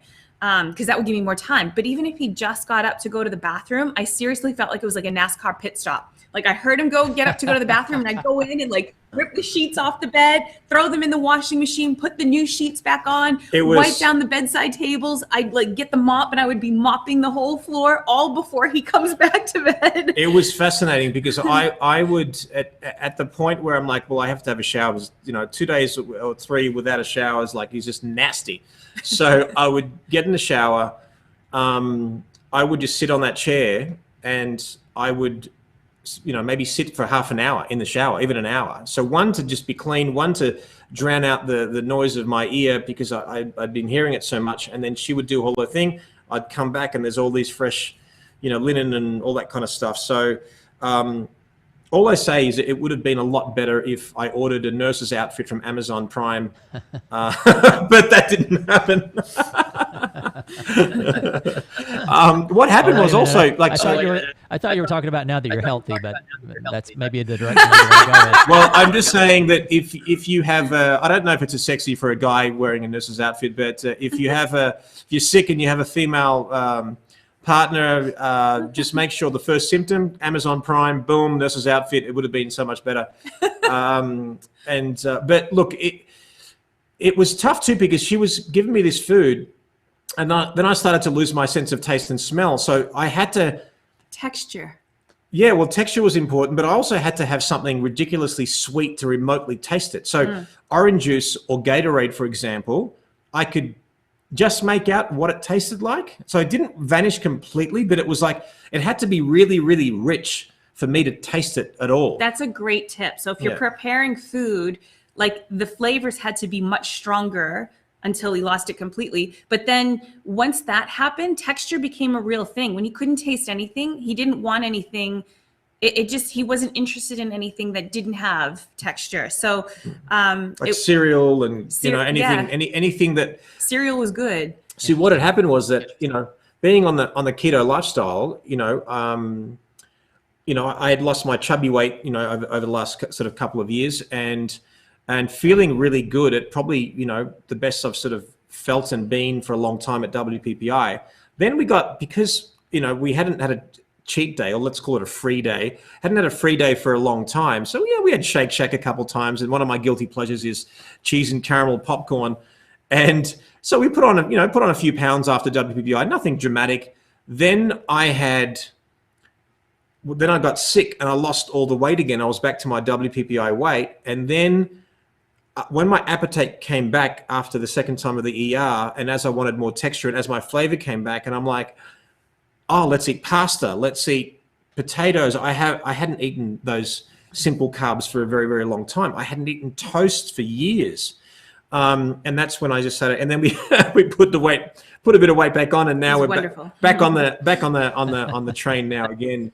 One crazy thing while this was happening and his taste had gone and it was starting to come back, one weird thing, and it obviously everyone's very different, but something to keep in mind was that for some reason he was particularly sensitive to salt. Oh yeah, I forgot about that. Yeah, so sweet was fine and everything, but normal dishes, like everything's salty for about 3 days, 2 or 3 days. So I didn't add salt after we figured that out. After the first couple of meals, I didn't add salt to anything. But then it became like even just putting olives in a dish or putting cheese in a dish, like feta cheese. He was like, I can't. It's like I'm just downing a bottle of salt, which was bizarre. And it went away. But that was when his taste started coming back. It was almost like he was hypersensitive to salt. Sorry. Jazzy, come here, Baba. Jazz, come here. He heard something outside. No, he's a protector, so he hears something. But yeah, it was weird. Like she would give me, like I finally had a steak after 3 weeks or whatever it was, because I finally felt like I want something a little bit heavier and heartier, and just a little bit of salt she put on. I'm tasting it. I go, what did you do? Like I felt like she just literally put half the bottle on there, and everything got super sensitized. I had my first can of soda, and I didn't taste the flavor. It literally was like I was drinking mineral water, and I couldn't actually taste that I was drinking Diet Coke or caffeine-free Diet Coke, because I have caffeine-free at nights because I can't sleep if I do Diet Coke with caffeine. But yeah, it was weird. It's really weird talking about this because there's so many little holes in that you forget that I remember. But I remember I didn't even want to go. I couldn't even have the mental capacity to go on social media. Because, so a lot of people would maybe just show that there's no one there. I would put my computer up and just look, and after 2 seconds, I'm like, no. And for some reason, I'm like, all right, when I do wake up here and there during the day, let me pick a genre of movie and just start watching it. And that's when I just started, because I love Westerns, I just watched Westerns all day. So I caught up on that. It was this funny thing. Melissa would come back and she would see yet another Western on Netflix and with me and stuff. So, but anyway, it was it was a tough journey. There's no doubt. But I got to say, Melissa, and anyone who knows Melissa again knows this, but she was just can't be more thankful and have more gratitude enough of having someone so incredible, to care for me. And to be honest, not Joe, who works with us, hasn't been with us, in our house for a long time. We've been now, like you would say, on our own now, and 99% of the time at home. Almost 2 months. For 2 months, we've been at home. And, we have our broadcasting room, which we're in right now. We have our studio. So what we did, we have a billiard or pool table in the garage with a ping pong top. So I think it was before we got sick we did that. I'm like, hey, we have this sort of landing area when you walk in the house that goes to the outside. I'm like, I want to bring the pool table and bring it there, because if we're going to be quarantined, I'd rather do that because it's going to get really hot in the garage. So we bring the billiard table in the house. So now we played every day. And then I'm like, well, let's buy a separate ping pong table for the garage, but it gets really hot. So what we ended up doing is, so we've got 3 spare bedrooms, 2 beds per room, because sometimes we do in-person live-in masterclasses, so we can have 6 people stay with us. we moved 2 beds into another bedroom now that's got 4 beds, which Jazz loves because he's just jumping on them like a playground. We moved the ping pong table into the biggest bedroom, and every hour or two, we just play a handful of games and get the blood flow going, and it's been awesome. So I'm truly living 24/7 with my best friend, and we laugh all day. We work together. We win together. We lose together. We get sick together. It's been an absolute blessing. So anyone who knows me know that I famously worship this incredible woman. But it's incredible to look back and really be thankful that I have someone to live my life with in this way. So that's been a blessing. It definitely gave us a whole new appreciation because it was scary. It was really scary. I think the second time that you went into the ER, like my mind racing at 2:00 in the morning, wondering if I was going to see you again, like freaked me out bad. So Melissa, as being the caregiver, I mean, knowing you guys the way that I know you and your relationship, I mean, I sort of know the answer to this question myself, but I mean, being there and being the caregiver, did you ever have second thoughts about your own health or the fact that maybe you could get it and that your reaction to it might not have been as mild as, even though Jerry's was serious. I mean, maybe you had a worse reaction to it. And also, like, can you talk about, we've already had a couple of questions too. I mean, like, can you describe, have you been symptomatic at all and have you been tested? So I was worried, but I was more worried for Jerry. I knew that I could get the symptoms, but because I was doing all the research and for example, when I was doing the breathing exercise with Jerry, we would sit side by side on the bed and do them together. And I thought, look, it's not going to hurt me because I'm sure that I've been exposed to it. But I was super careful as far as, not breathing in anything around him, cleaning up all the time, disinfecting everything. But I have to admit, I was much more concerned for his health than I was for mine, and taking as many precautions as I could. I didn't get the symptoms that Jerry did, but about halfway through, I lost my sense of taste as well and my sense of smell. And it was weird. It was bizarre because I woke up and it was like that. But I didn't really get anything else. I checked my temperature every time I checked Jerry's. So I was checking it the whole time. It never went up. I never even got a low-grade fever. And so I was checking everything as we went along. My breathing was fine because we were doing the exercises together. But when I lost my sense of taste, that's when when we talked to the doctor that Jerry went to, he was like, I'm sure that you also got it as well then, because that's a telltale sign of it. But that was the extent of it. Thank goodness. Thank goodness that was all that I got. And then after a few days, it came back. So it was fine. I mean, that was selfishly, I'm like, oh no, like I think we're naturally like this, where when I get sick or in a bad place in any kind of a way, I think, again, being the person that's helpless is actually worse than getting the sickness yourself. So I'm like, well, first of all, she's helpless, and now she's sort of putting a brave face on. I'm like, man, how's this going to play out? And to be honest, like when I had the fever the first time, without too much information, we were intimate a couple of days before that. So I knew that we're married, for God's sake. I mean, shit. I knew that if I got it, she got it, but she would be asymptomatic, or maybe she's got good genes or whatever. But I don't know why. I don't know why I didn't get it. The doctor said that it's possible that Jerry, whenever Jerry was exposed to it, he was exposed to the full strength version of the virus. By the time I was exposed to it from Jerry or from wherever, it was a weakened form of it. So the doctor said that could be a reason why I was primarily asymptomatic, except for losing my sense of taste and my sense of smell, whereas Jerry got the full brunt of it. We don't really know. I mean, I'm sure though that if you were to get it, you were exposed to me so many times with feeding me and drink and all that kind of stuff, whatever. So I think that if she was to get it, she would have got it bad. But it's funny, her bloodline on her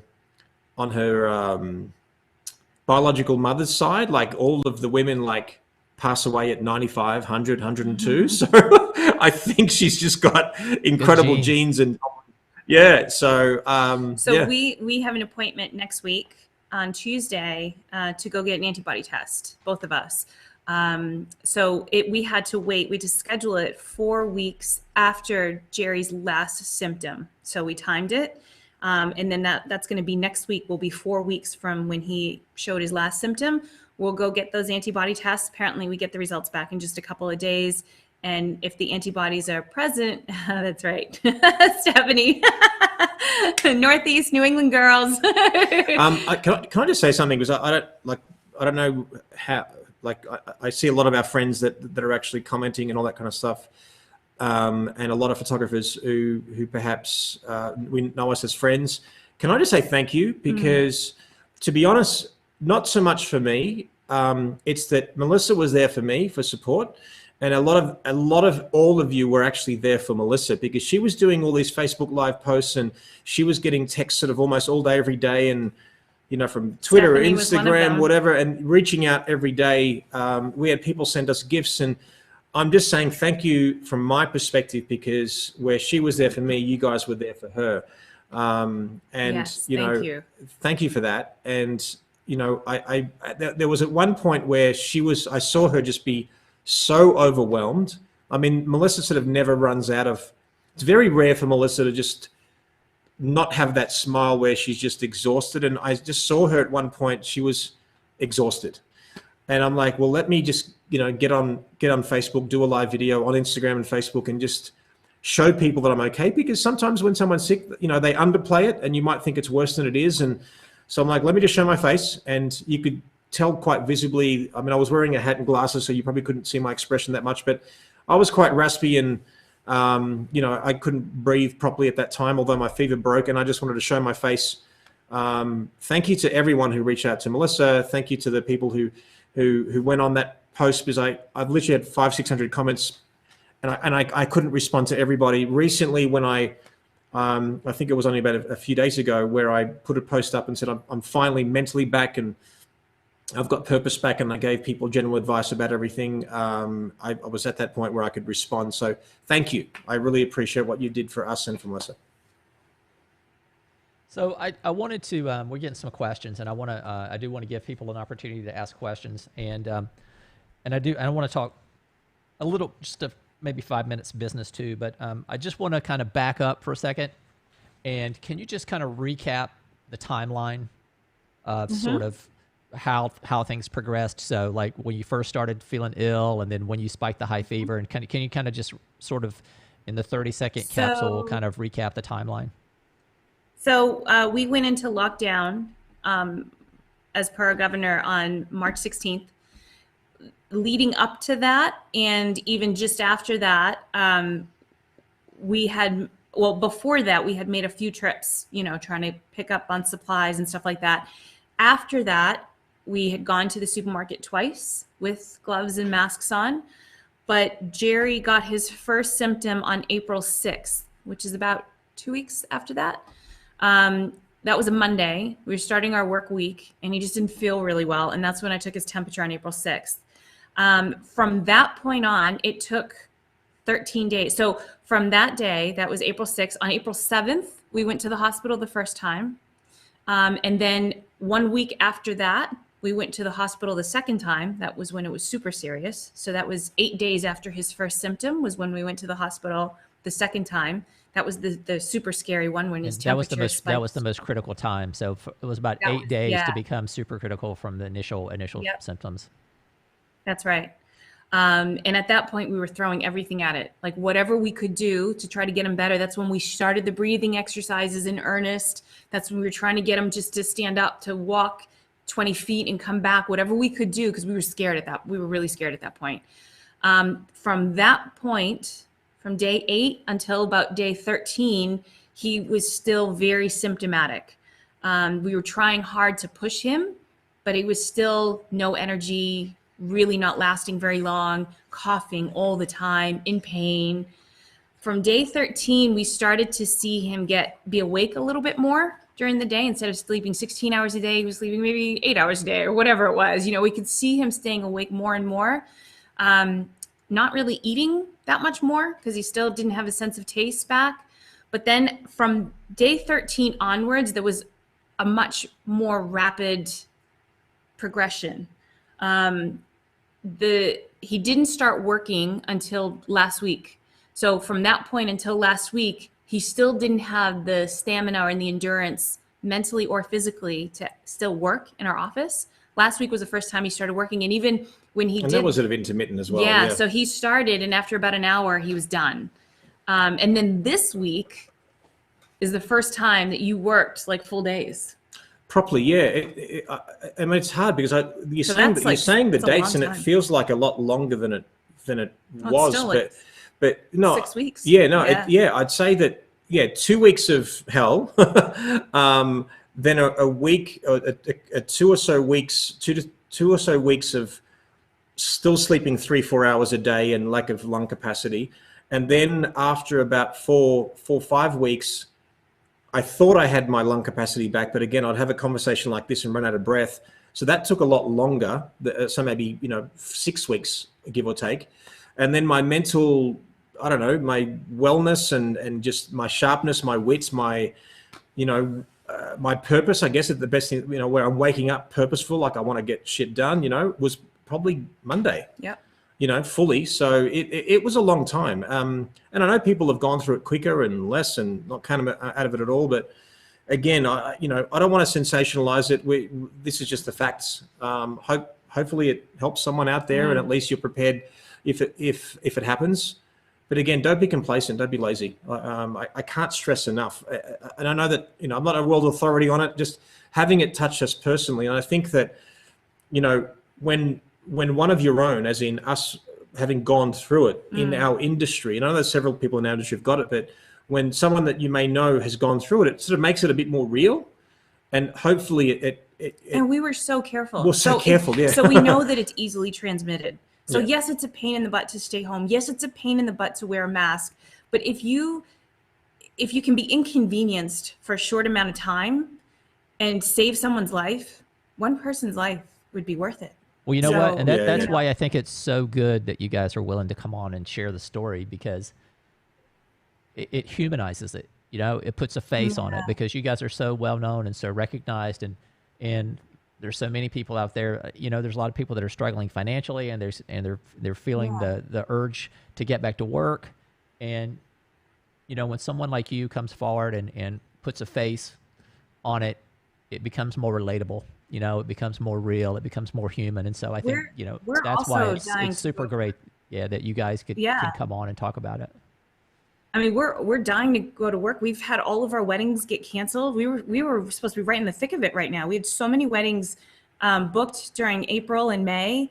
So many other projects that we had booked, all of them got canceled. Some of them got postponed. The weddings are going to get postponed, but many of them we don't even know until when. We haven't even Could be had next year. We haven't had three inquiries that were going to book, and for October, September, and they cancelled. So not only did 6 or 7 weddings postpone / till further notice, there was like 3 or 4 inquiries that didn't book either.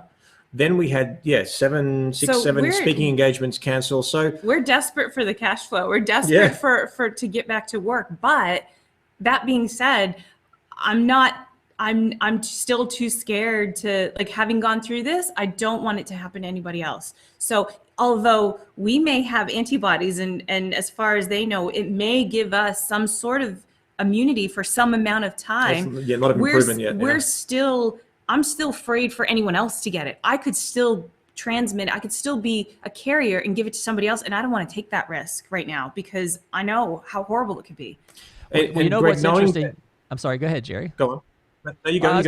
I was going to say, what's interesting? I was talking with another group of photographers yesterday, and because you bring that up, Melissa, I thought this was an interesting point. We've all talked about how do we need to modify our contracts going forward to kind of, one, take care of ourselves sort of in the situation so that we're covered financially, but also health-wise. And so I know a lot of people have talked about including clauses to give themselves an out if they feel like that their health is at risk. if they were to go to work and go to a wedding.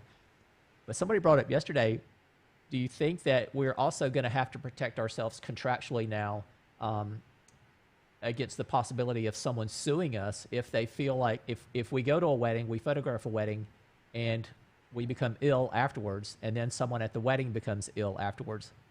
I mean, where does that liability kind of end? Are we going to have to now include clauses in our contract that it's, you know, we're there at our own risk and at your own risk kind of thing? Yeah. I mean that language like that would probably be pretty easy to add, and it would cover you.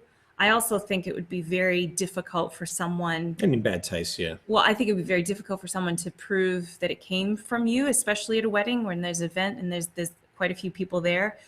But I can't imagine there being any harm in adding a clause like that. Yeah, I would 100% add a clause, even though that it's unlikely and in bad taste for someone to do it. But what I'm concerned about is that everyone going back to work now, even under these guidelines, we're all making a non-verbal contract, or hopefully we are, say, hey, I'll do the right thing by you and you do the right thing by me. So people who are going out there and being lazy and complacent and may feel invincible because they're young and they have no underlying health conditions, like, don't be an asshole. Like, like really, like, don't do that, because like I said, nothing has changed. And now we want to get back because we have to open up the country and we have to survive. I get it. But, you know, we really, it's a tough balance. It's a tough balance. Yeah. At the end of the day, we have to open up at some point. We do, yeah. Personally, I think it's a little bit too early, having nothing to do with what I went through. It's purely,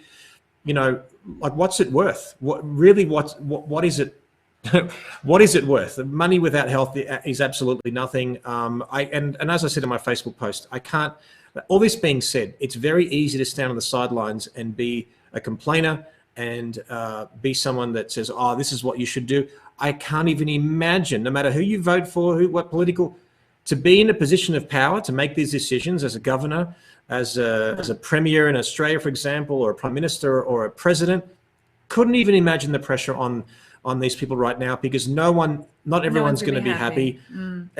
People are going to be at risk. You know, it is what it is. But I think that, you know, the classic line, what can one person do? Well, you know, if every single person wanted to affect people around them in a positive way, or not in a negative way, in this case an illness, then let's start there. You know, you can't control what everyone else is doing, but you can control what you're doing. So don't see the laziness and the complacency and see it as permission to be like that for yourself, you know. So I think it's important. Here's a question I've been holding from Beth Rizzo for a while. So she was asking, what was your single worst symptom?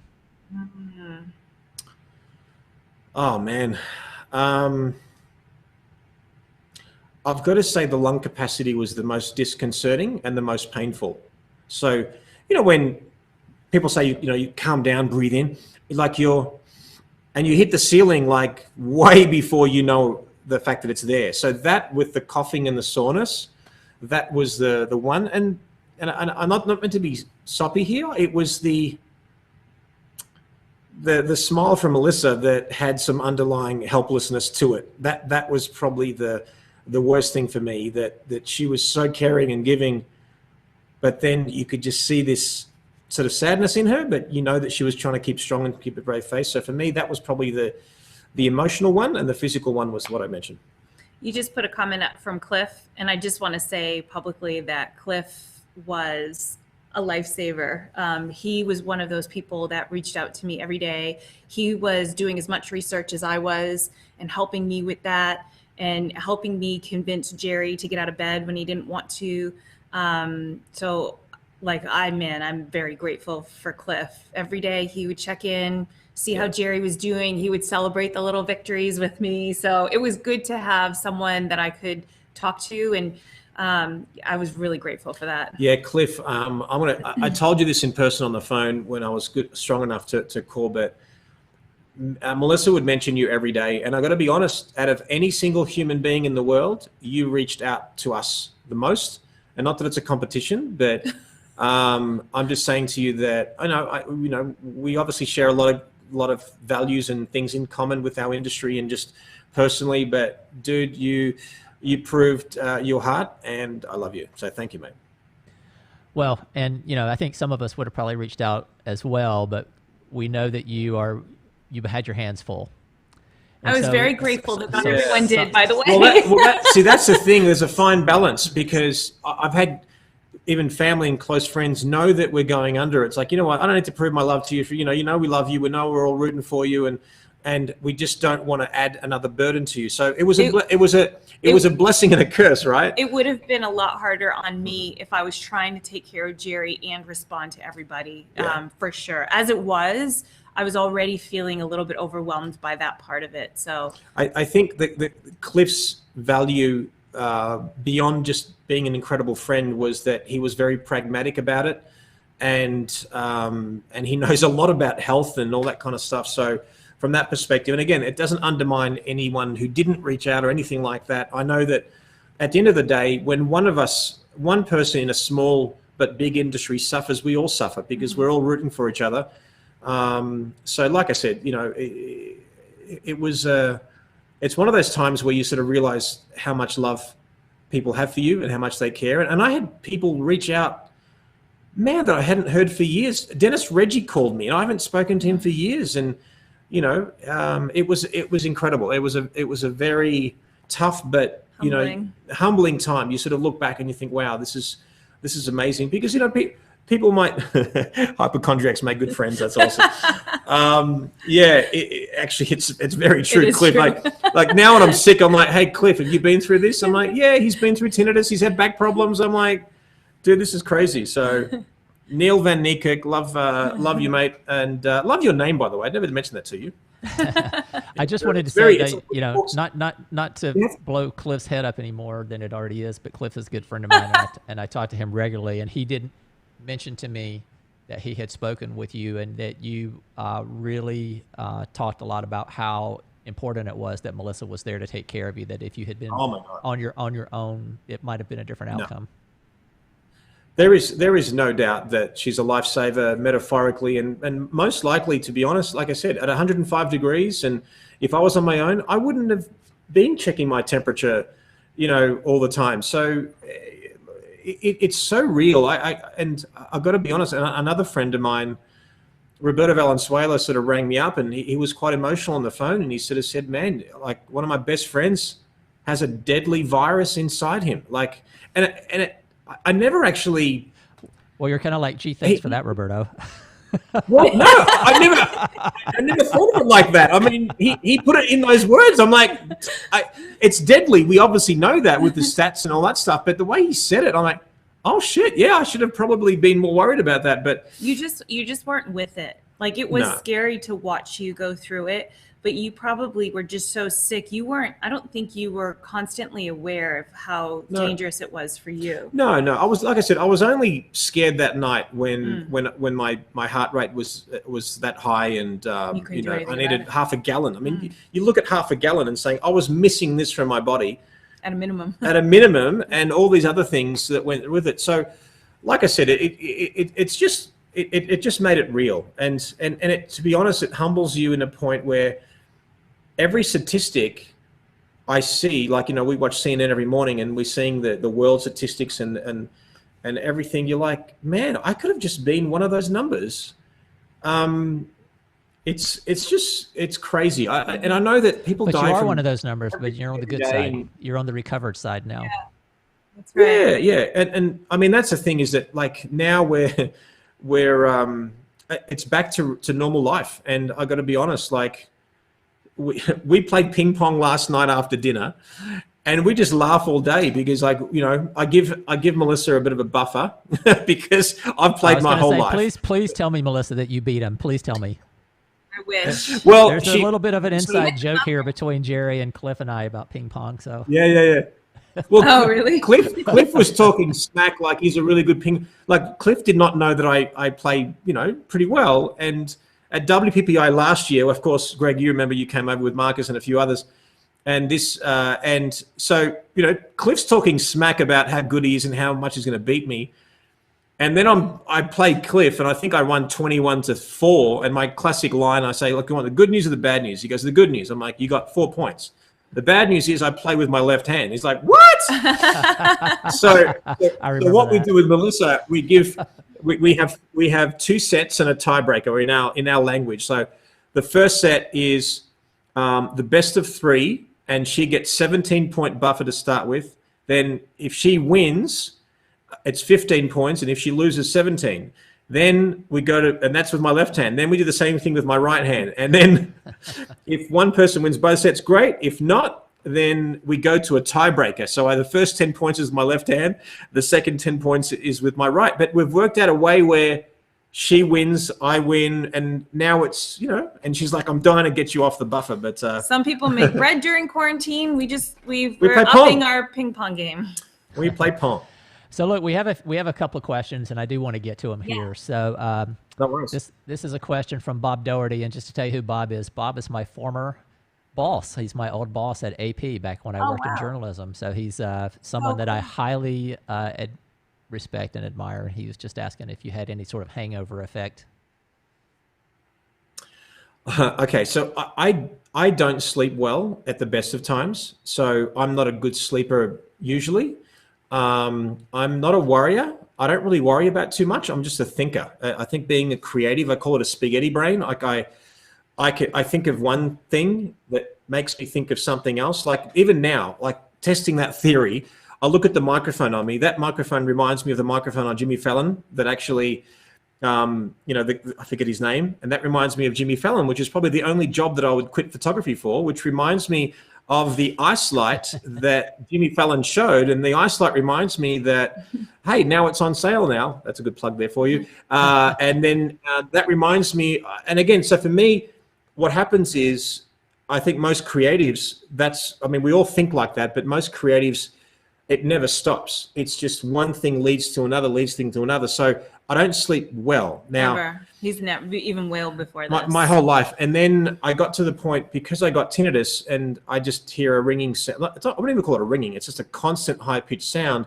I have the exact same thing, Jerry. Exact. We can talk about it offline, but I have the exact same thing. Yeah, so you know how terrible it is. But anyway, so because I had it forced me to go to the doctors. Look, now I can't sleep at all. Where it was like 3-4 hours a night, 2-3 hours, now it's almost 0. So I went to the doctor. They don't just prescribe you a pill. You got to go, sleep apnea test, heart rate check, whatever. Finally, great, you're cleared. And then we finally found something that works. And now I get a decent amount of sleep. So he needs help to sleep. I need a pill. I need a pill basically. And I wake up reasonably refreshed. People say, are you a morning person? And I'm a full day person. He never stops. Like if you want me to go play tennis first thing in the morning, I'll do it. If you want to, Melissa sort of she wakes up and once I said, do you want to play Pong? And she's like, okay. And then we start playing. And then the excuse that she came up with, is like that, plural, came up with was she hadn't had a coffee yet. I'm like, now, not being a coffee drinker, I don't even know what that means. No, that's legit. It is legit. Thank you. So she had a coffee, and then we played, and I still beat her, and that was basically it. So. I couldn't come on this morning without my coffee. All right, here's another question from actually another one of my former colleagues at AP, Steve Hart, who works at Adobe now, and he is asking about. Come on. Uh-oh. Look at you getting all fancy with your little Twitter inserts and your YouTube inserts and stuff. There it goes. There we go. What are your thoughts about disinfecting cameras and stuff if you were to have to actually do anything? Oh, man. I think that look, it's a hard one, right? If you're shooting a wedding, I can't imagine what a wedding would look like under 50 people and wearing a mask and gloves. Yeah, I don't know. I think that there's going to be a point where we have to be careful, and it's sort of hard, right? Like you naturally touch your face, you scratch. Even on this broadcast, I've been, I've got allergies, so I'm like, scratching my nose with like a little cat, with my wrist and stuff. So I think that if you want to be prudent, then you obviously do what you have to do. Use some disinfectant wipes, obviously, without ruining the camera and all that kind of stuff. But we've even got, some gloves that look a little bit nicer, so that maybe if we wear them when we're shooting a wedding, it's that we don't bring attention to ourselves. We've even got some black masks, and people have been talking about getting their logo on a mask. I mean, you've just got to do what you've got to do. I think one of the most poignant photographs, if not the most poignant photograph that I've seen from our industry, I forget, Vincent Fawn. I forgot his name. Vincent Fawn, yeah. Vincent Fawn. So basically, this photographer photographed a wedding of the bride and the father walking down the aisle, and then had a photograph of all the guests on the pews. I 11 saw by that. 14. Oh Amazing my was that? goodness! Yeah. So I don't know if you're cool to screen grab it and share it, but I'm telling you, I looked at it and I think my comment was, wow, one for the hearts and history books. Was it on Facebook or where was it? It was on Facebook. Yeah, he posted on Facebook, and to be honest, if you scroll down on just my personal page, you'll see me share it at one point. I just thought, for me, it's the sign of the time. This will be one of those photographs that will be for the history book. Certainly the most powerful photograph that I've seen that represents our industry in this pandemic. But there was some beauty in the vulnerability. I think that's the best way I can explain it. So if you haven't seen it, hopefully, Greg, if you can find it. But Yeah, keep talking for a second. yeah, I think when it comes to your gear, like Jerry said, I think we're just going to have to be smart about it. If we can wear gloves, that's great. If you can't, just make sure that you're not touching your face throughout the day. We've just got to be really conscious about that. And then wash your hands at every single opportunity and get your hand sanitizer. I mean, that honestly, way better than gloves is just keeping your hands clean.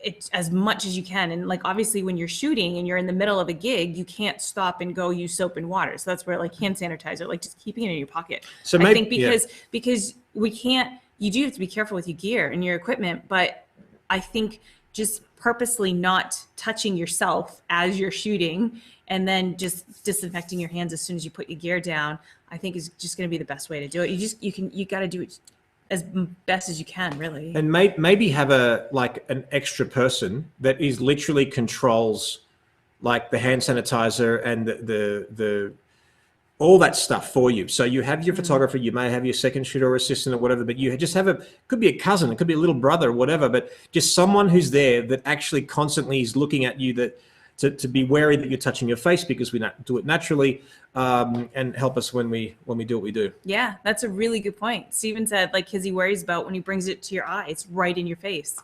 I did find that picture, by the way, Jerry, and so. Oh yeah, check that out. Yeah, that is really amazing. I just think you look at the pride of both of them. It almost reminds me of when you see behind the scenes of Oscars night, when they put a photo or the name of the celebrity sitting in there. But to have I think that, obviously this bride just was dying to get married that day, because really it's about, them as a couple. But to have the foresight and just to be able to get everyone to reach out and to print them and to put them on, again, something that, I'll never forget this image till the day I die. I think Plus, it's all the just prints are so good. The prints are so nice. I know. Everything looks so good. It's so well done. Yeah. Just really, really, really incredible. I hope that he needs to get this published in a newspaper, because I think this could be I agree. Has potential to be Pulitzer worthy. Yep. Just in Yeah, the story. definitely. But it's got to be published in a newspaper to be eligible for that. And I keep asking myself, who's going to be the storyteller of record for this time, because it is such a historic time. And so Paul Giroux came out early on, and he sort of started the whole portraits kind of thing, and he kind of had his own way of doing that. And now Matt Mendelsohn has done his Not Forgotten project, and he's, instead of doing it from more of a portrait perspective, he's doing it as more of a storytelling and journalism perspective.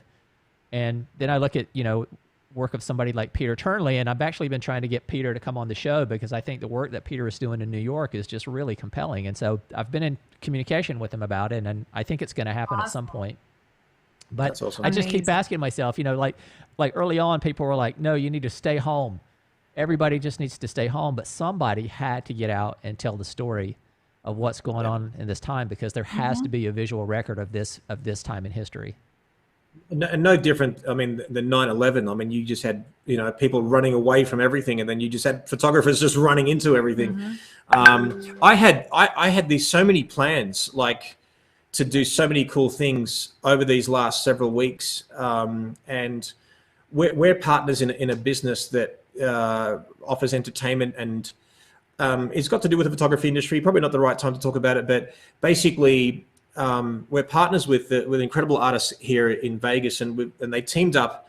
And what had happened was they produced a float with truss and lights and disco balls, and basically had entertainers on there with loud music, High Love, I think Whitney Houston's High Love, and it was just a very much, hey, stay strong, Vegas stronger, stay home for Nevada, and basically would reach out to different neighborhoods and then just drive around playing this music and just getting people's spirits up because they were there. And to be honest, I felt strong enough last week, and I think they've stopped it now because people are slowly getting back to work. But I had the privilege of just the last time that it was done, they had 4 performers, and I was there with my camera and photographing the performers with just all these people on the streets, just watching this float, every so often going down, doing a performance, keep on driving. And it was just incredible because it really epitomizes what, Vegas, there's 350 shows a night, and you think of people being crippled. Think of Vegas that relies on tourism from, different states and different countries. You think of the hotels, the performers, the lighting people, production people, the waiters, waitresses. I mean, everyone's out of work. It's crippled more than most cities in the world. Let alone even when we open up, people are going to have to feel comfortable enough to travel to Vegas from interstate or to other countries to stay at the hotels, to go to the pools, to do what they want to do. And obviously that'll take a long time to happen. But it was quite a beautiful thing to see that on the weekend and to be on the float and do that stuff as well. So yeah, it was quite amazing. So let me ask you just a couple of business questions here really quick, and then I have one other question from Dina Douglas that I want to get to, and I think Dina's question will be a good one to sort of close the show on. But all of us in the events industry, the photographers, our business have definitely been impacted in a very adverse way here with this situation. But the same is not necessarily true of all of our clients. A lot of our clients are still out there. They're making, they're still getting their paycheck. And in fact, I've talked to some people who are actually doing better because they've actually been able to tap into some of the government aid, or they've been able to get some very low interest rates. I've talked to some people that have refinanced their home because the interest rates are so low right now. And so they've gotten a favorable rate on their mortgage, and they're saving money that way. So what do you foresee in the next 6 to 12 months as far as business goes in the wedding market? And what do you think? Do you think people? My concern is that we're going to come out of this, and they're going to be people that are so hungry that it's almost going to be like there's a race to the bottom. There are people out there who didn't have very much money put away. They're already hurting, and they're going to do what they've got to do to put food on their table and pay their rent. So what do you say to people? What do you sort of see in the next 4, 6, 12 month kind of time frame, and how do you see the industry sort of rebounding from this? You go first if you want.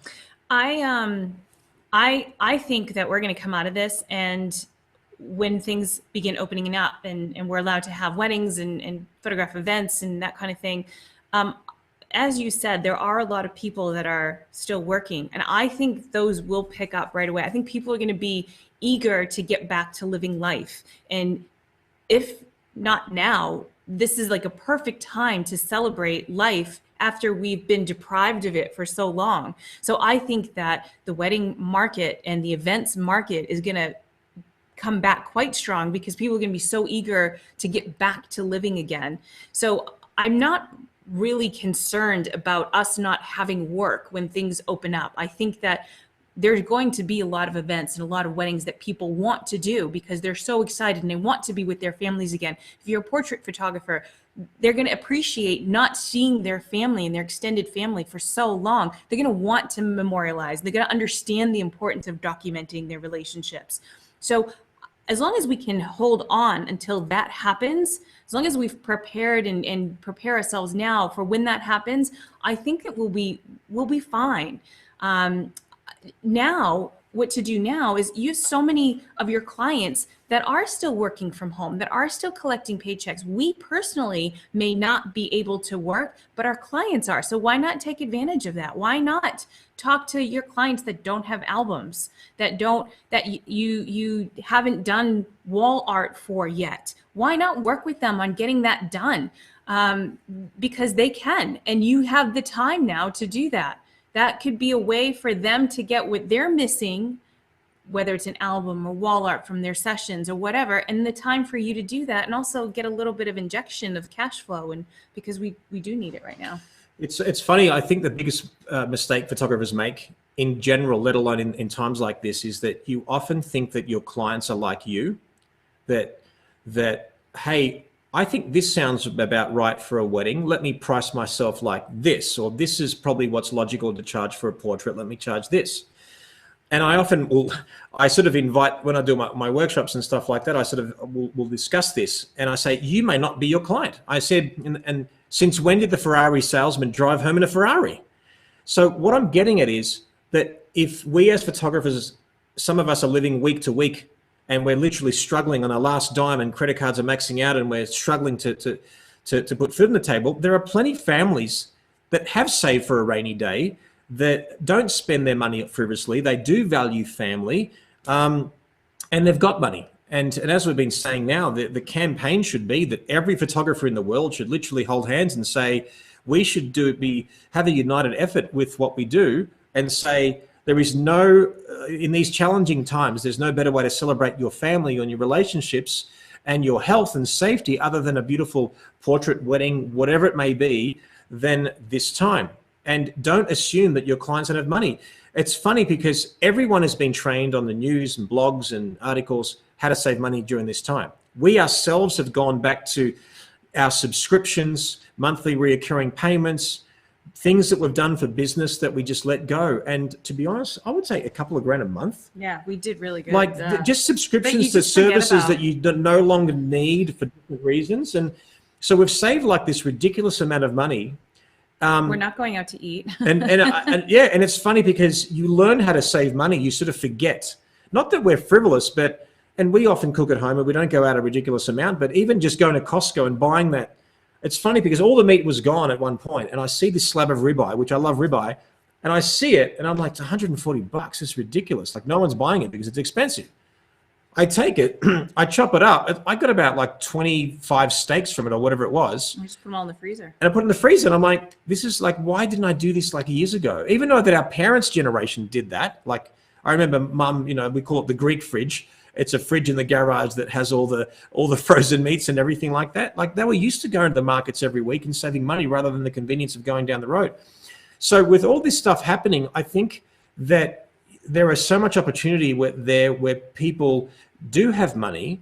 And this is the thing though, we spend more money on things that we want than we need. So all the photographers right now are freaking out because like we're not a necessity. But remember, they don't need us, they want us. The desire is being built because now we're spending more quality time with our family, our friends, or whatever, whoever's in your household. So, and I say this with a wink and a smile, but I said like a couple of months ago when like we started doing weekly broadcasts from here to the Facebook public, and then I got sick, and I just want to give people encouragement every single week. But I said, I think more people are going to conceive during this time because they've got time to. I think people will realize that health and time are the most important thing. What am I waiting for? I love this person. Let me propose. So more engagements are going to happen because of this. And with a wink and a smile, more divorces, and I think this is a proven fact, more divorces and separations are going to happen because people who've struck a balance between work and not spending too much time with each other now all of a sudden have been isolated together. And you know what? I love you, but I don't really like you that much. I think I want to divorce you. That is amazing for the wedding industry because now, 2-3 years from now, we're going to see a boom in weddings because you're going to get so many people who are going to separate and divorce during the next several months. And again, maybe not with even a wink and a smile. I think it's a proven fact. So there are so many opportunities that will happen out of this because never in my lifetime, in your lifetime, probably since, you know, the World War I and II and Vietnam War, Depression, all that kind of stuff, that we have been forced to spend what I believe quality time with our families, let alone in our industry. You know, people have rang me up and friends and people have reached out and they're like, you know, down the dumps, I've got no money coming in, whatever. And I'm like, what are you doing about it? Oh, you know, and I go, how many weddings have you shot with JPEG only and didn't get an album? 100. I go, have you reached out to any of those 100 to convert them? Well, I reached out to one and they said, no, they've got no money. I said, so you think all of them have got no money? Even if you rang 100 people and you wanted to convert them to an album from JPEGs, and 10 people out of those 100, 10% went with it and they spent $2,000 with you, and look at that money. People who've already got an album, have they got wall art yet? Well, do it. I was speaking to John, a friend of mine here, and we were discussing, you know, if you're a photographer and you want some work and you think, well, how do I get work now? There's no events, there's no weddings, portraits are hard to find. Why don't you go to your local supermarket or your local restaurant who doesn't have good social media? So find their restaurant handle, see that their social media is really crappy on Twitter, Instagram, and Facebook and all that stuff. Go in there and say, hey, pay me $50 a month and I'll produce content for you on this day and this day safely. And I'll release content for you twice a day, every day. Now, you get 10 restaurants say yes to that, you're making $500 a week. And what have you done? You've spent a day producing that content, watching the chefs make the meals, watching the people eat their meal, watching the Uber driver pick up the meal, creating a bit of culture around this company, and all of a sudden you've made money. You know, or what about reaching out to vendors? Because notoriously, if you want to get on a vendor list for a reception venue or coordinators, no one's going to respond to you. Now, everyone's at home and everyone's dying for some stimulation. Imagine now, why don't you get on that vendor list? Why don't you reach out to a florist, a dressmaker, a church, a reception venue, car place, suit place? Do a creative shoot safely, of course. You know, maybe a couple in a cute couple that you know in a similar household, social distancing, no problem. Do whatever you do. Do a whole shoot. Go to Graphy Studio and create a beautiful magazine, and then give every company this magazine. And now we're all promoting each other. And when the going is good, so now is no time to be lazy. Now is time to do all that shit on your to-do list that you've never got around to doing. And now's the time you can't work really in your business. You've got to work on your business. So now's the time to do that stuff because, and I'm saying this, you know, how do I say? I'm very empathetic, but I have no tolerance for, how do I say, like lack of motivation. Like that for me is just a killer right there. I'll love you to death. I'll do whatever. But if you're not going to help yourself, then screw you. You know what I mean? Like, so now is the time to wake up, use this time wisely, because you will never get it back again. We may never see this kind of a pandemic in our lifetime where we're forced to be at home for 2 months. The question is when you look, yeah, exactly. So when you look back at these 2 or 3 months or 4 months, 5, whatever it ends up being, I want every one of us, no matter who you are in the world, to look back and say, that was certainly a tough time for the world, many deaths, and my heart goes out. But, you know, the gifts that this gave us and the gift that it gave for my business, this happened because of this. This happened, you know, like not to us, but for us. I feel strongly about that. And I really hope that photographers out there put on the Rocky music, start jogging metaphorically and get excited, look in the mirror. Yes, I can, damn it. And get out there and like I said, make this the most valuable creative time for your creativity, your business, improve your skill set. If you don't know about lighting, or if you don't know about posing, or you want to learn strobes, find someone to learn from and go and do it. Or develop a side hustle. So if this happens again, then you're protected in some way. So, you know, yeah, I just get out there.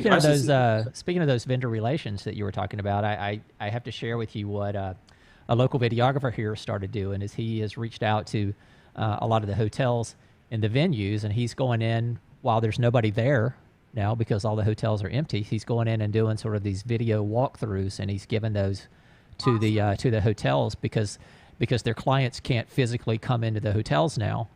So there's giving them sort of a virtual tour. And then another local still photographer, who now I kick myself because I wish I had thought of this, has gone out and gotten one of those 3D imaging cameras that real estate photographers use. And so he goes along with the videographer on these shoots, and then he does it with the 3D camera. So basically you can go in the ballroom of a hotel, and from any point in the ballroom, you can get it. You see the view.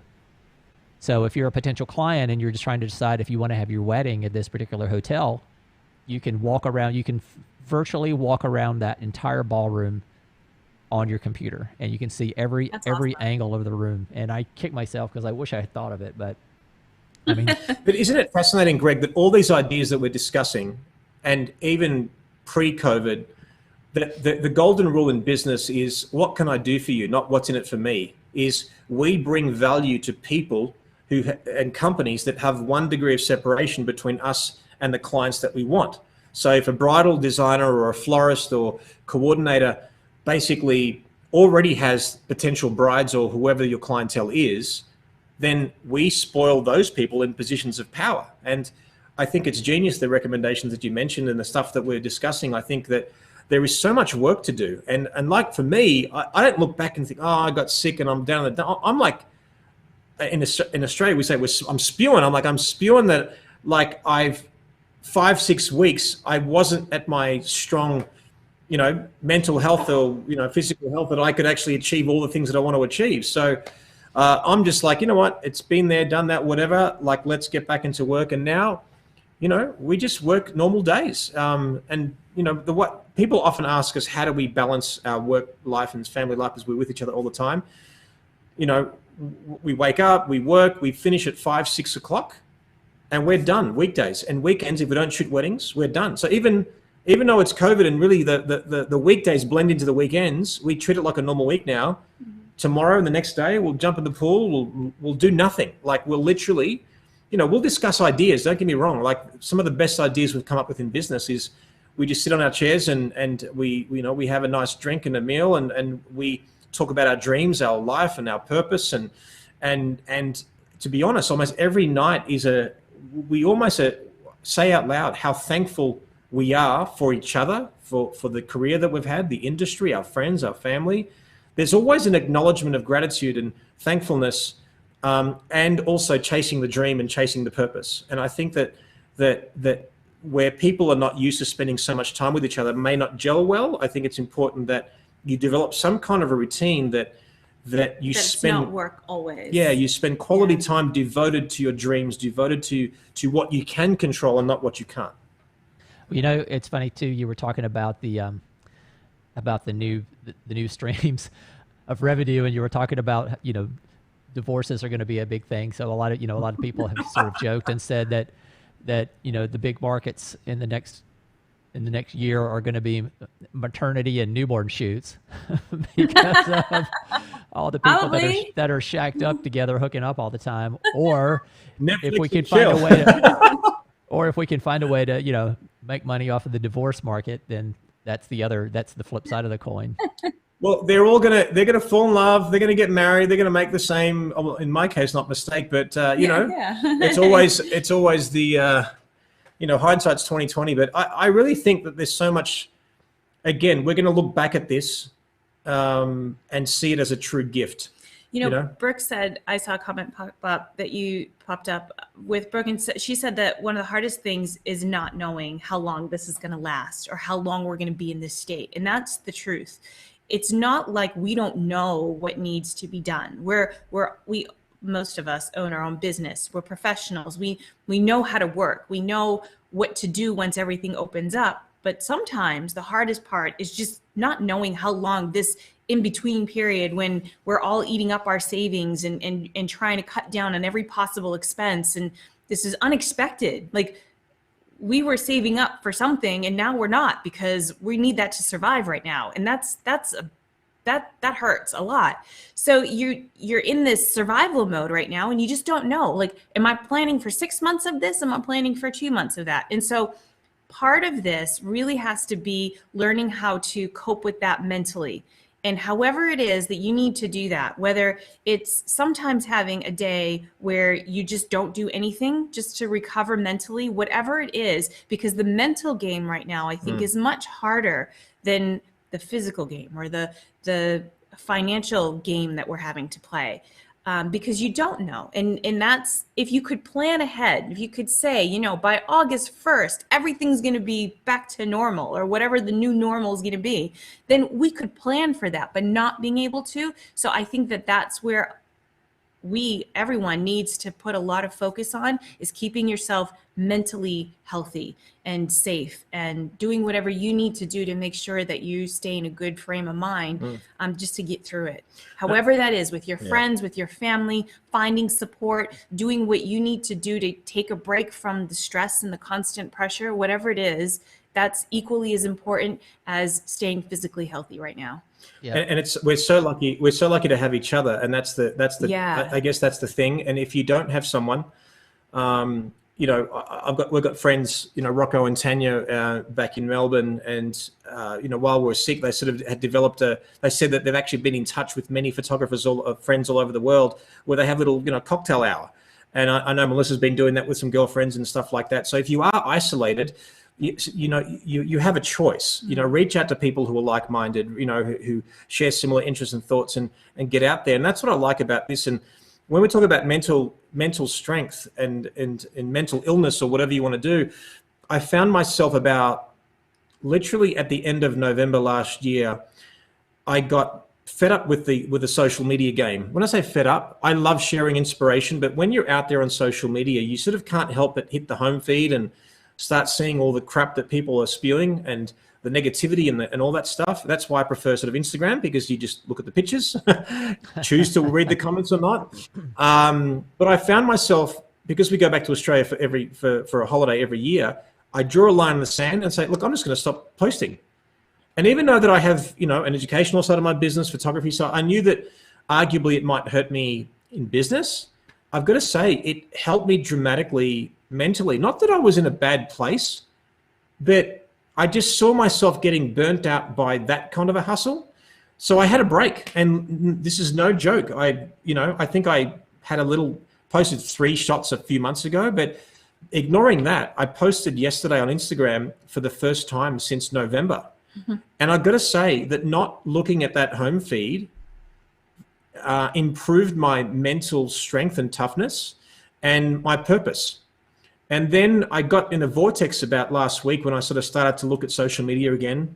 And I've been posting, and people have been sharing some really fun thoughts and stuff like that. But I find myself being tempted to look at that home feed. And then I'm like looking at all these people freaking out about these potential conspiracy theories or being crazy with their thoughts. And I'm like, this is real people. And then I said in my Facebook post, guys, your potential clients are seeing the crap that you're spewing. Just like, it's better to keep some stuff to yourself.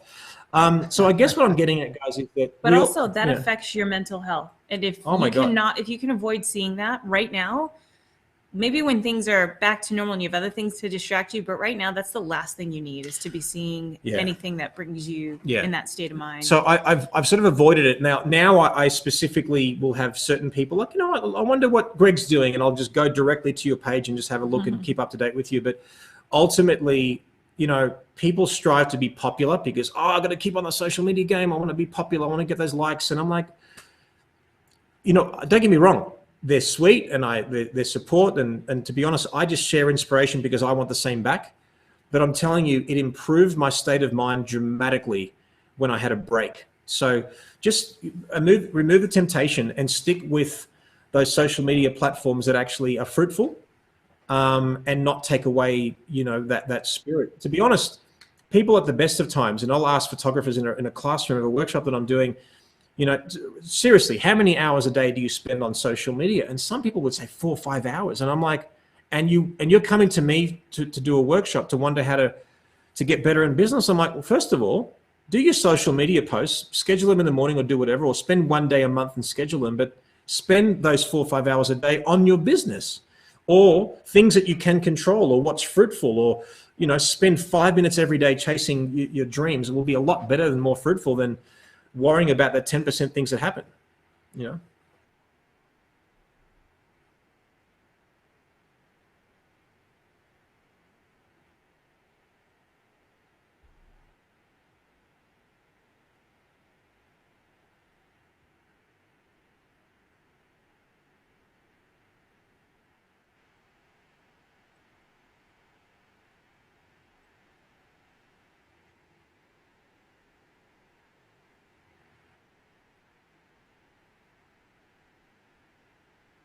That's awesome.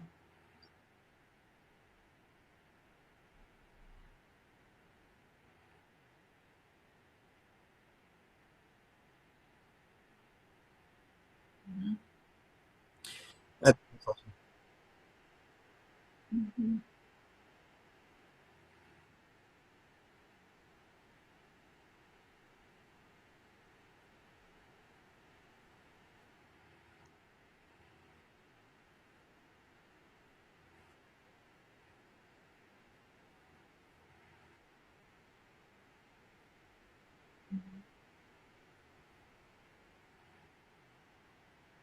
Did you notice that the minute you mentioned Dina, we both smiled because she just has that way about her. I love her to death.